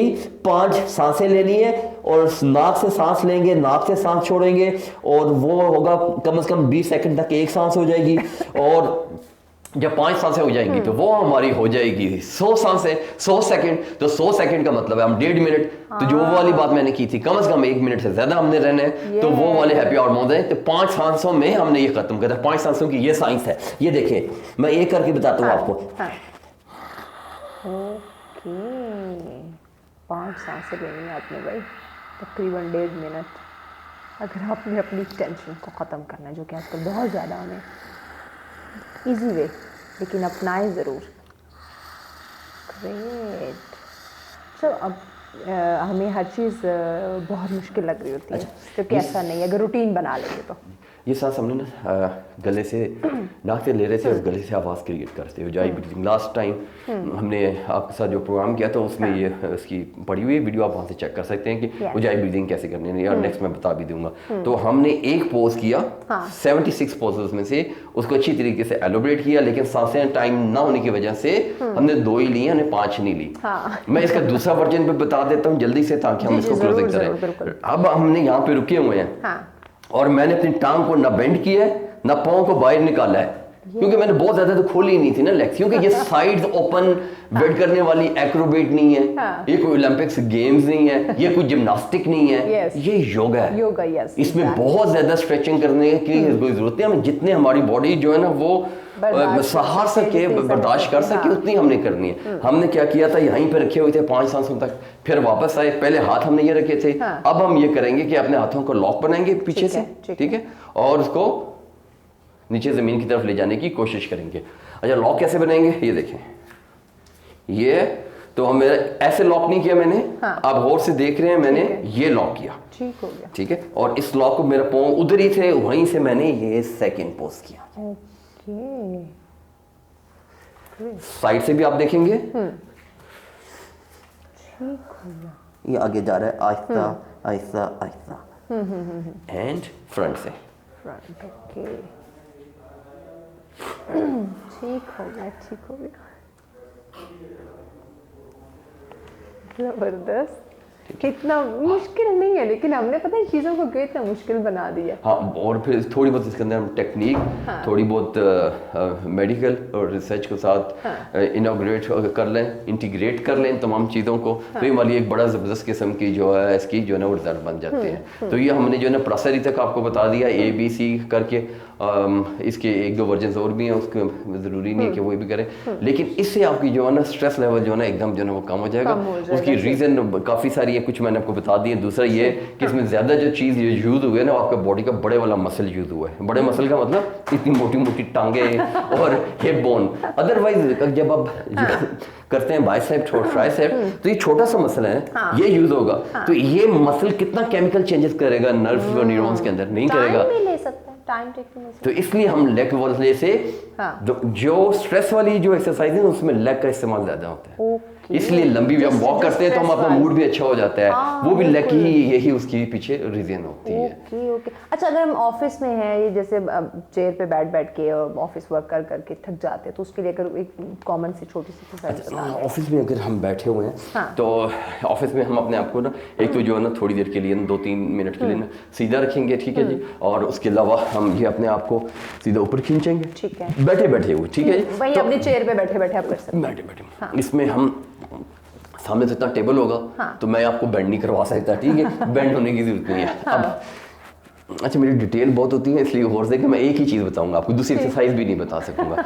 हम ये सीधे खड़े हुए हैं, आपने ये गौर करना है कि मेरे इर्द गिर्द एक हाला है, रोशनी का हाला है, ठीक है, वो मेरी यहाँ से चेस्ट से लेके ये शोल्डर तक और फिर ये पीछे जा रहा है, और पीछे जो ये मेरे मसल है जिनको हम रैम्बॉइड कहते हैं और पंजाबी में पट्ठे कहते हैं, ठीक है, इन वाले मसल्स को मैंने इस पूरे रिंग को, ये जो रिंग बना हुआ है, हाला बना हुआ है, इसको ऊपर लिफ्ट करना है। तो तब मेरी जिस्म के अंदर वो स्ट्रेच जो मैंने भी वो लेग वाले में बताया था कि वो टेंशन स्ट्रेच आएगी तो चेंजेस होंगी। अब हाथ ऊपर करने से नहीं आएंगी, वो तब आएंगी जब मैं ये करूंगा। शोल्डर भी लिफ्ट है, चेस्ट भी है और बैक का मसल भी है। ये देखिए नीचे हुआ, फिर ये मैं आपको करके बता रहा हूँ ऊपर नीचे, लेकिन ये रहेगा ऊपर ही, तो हम उसमें वही 1 मिनट तक रखेंगे और ये स्ट्रेच करके ऊपर रख लिया, ब्रीदिंग करेंगे वही वाली 5 वाली, और फिर हम कम से कम इसके अंदर ना 1 मिनट तक तो रहना ही पड़ेगा हमें। तो तब जाके हमारी बॉडी के अंदर जो स्ट्रेस जो है वो खत्म होगी और रीढ़ की हड्डी अपने आप को सीधा फील करके। आप ये चेयर पे बैठ के भी कर सकते हैं, आप ये 1 मिनट के लिए अपनी कुर्सी के सामने खड़े होके भी कर सकते हैं। ये ऊपर उठाया हुआ है अपने और ब्रीदिंग कर रहे हैं, सांस ले रहे हैं और हाथों को आपने वही हैंड्स अप वाला काम करना है। और अगर आपके काउंटर के साथ थोड़ी सी जगह मौजूद हो तो आप साइड पे जाके फॉरवर्ड बेंड कर लें थोड़ी देर के लिए, और यहाँ पे अपने जिस्म को ढीला छोड़। तो बहुत रिलैक्स होते हैं आप इस तरह, बहुत रिलैक्स फील करेंगे। और लेकिन इसमें अपने ना मैं भी घुटने बेंड नहीं करने। ये चीज जो है ना आपने ये प्रेशर टेंशन ये मुसलसल कांस्टेंट रखना है, और ये आप खुद नीचे हुए। ओके। अब मेरी ये पिंडली में भी थोड़ा सा पेन हो रहा है, और बाद औकात यहाँ पे भी होता है, किसी को इधर भी होगा। जिसकी जो जगह शॉर्ट होगी, जो मसल कमजोर वीक होगा, उसको वहीं पे होगा। ये पोज का ये नहीं कि ये वाला पोज करने से हर किसी को पिंडली में होगा, किसी को टखने में भी होगा और किसी के कमर में भी होगा। तो जिसके जो प्रॉब्लम होगी वो वहीं पे सॉल्व होना शुरू हो जाएगी पहले दिन से ही। तो ये वाली आपने 2 एक्सरसाइजें ये सीधे ही ठीक हो गया। थोड़ा सी देर के लिए अगर 1 सेकंड और भी कर लें तरीके, पीछे कर सकते हैं अपने, और ये फिर फॉरवर्ड वाली, तो ये करके आप अपने आप को फिट कर सकते हैं। मैं कोशिश करूंगा कि नेक्स्ट आपके साथ जो है ना योगा के फायदे हमने काफ़ी कर लिया, हम इसको बार बार रिपीट कर के भी हमें कोई उतना फ़ायदा नहीं होगा।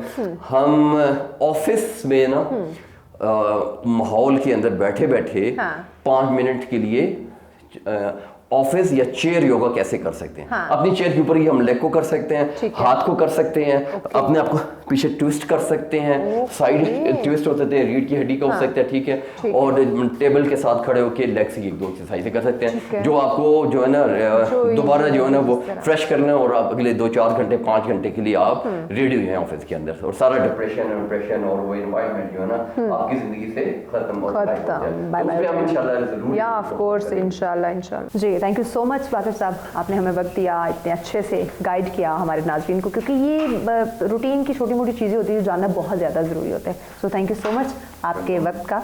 नाज़रीन, यही वो चीज़ें हैं, जैसे आज हमने योगा के बारे में आपको शॉर्टली ये बहुत कम चीज़ें थी जो आपको हमने बताई, जो ब्रीफ किया गया, यूँ कहें कि एक शॉर्ट सा इंट्रोडक्शन था योगा के हवाले से, ताकि आप जान सके कि योगा के कितने ज़्यादा फ़वाइद हैं।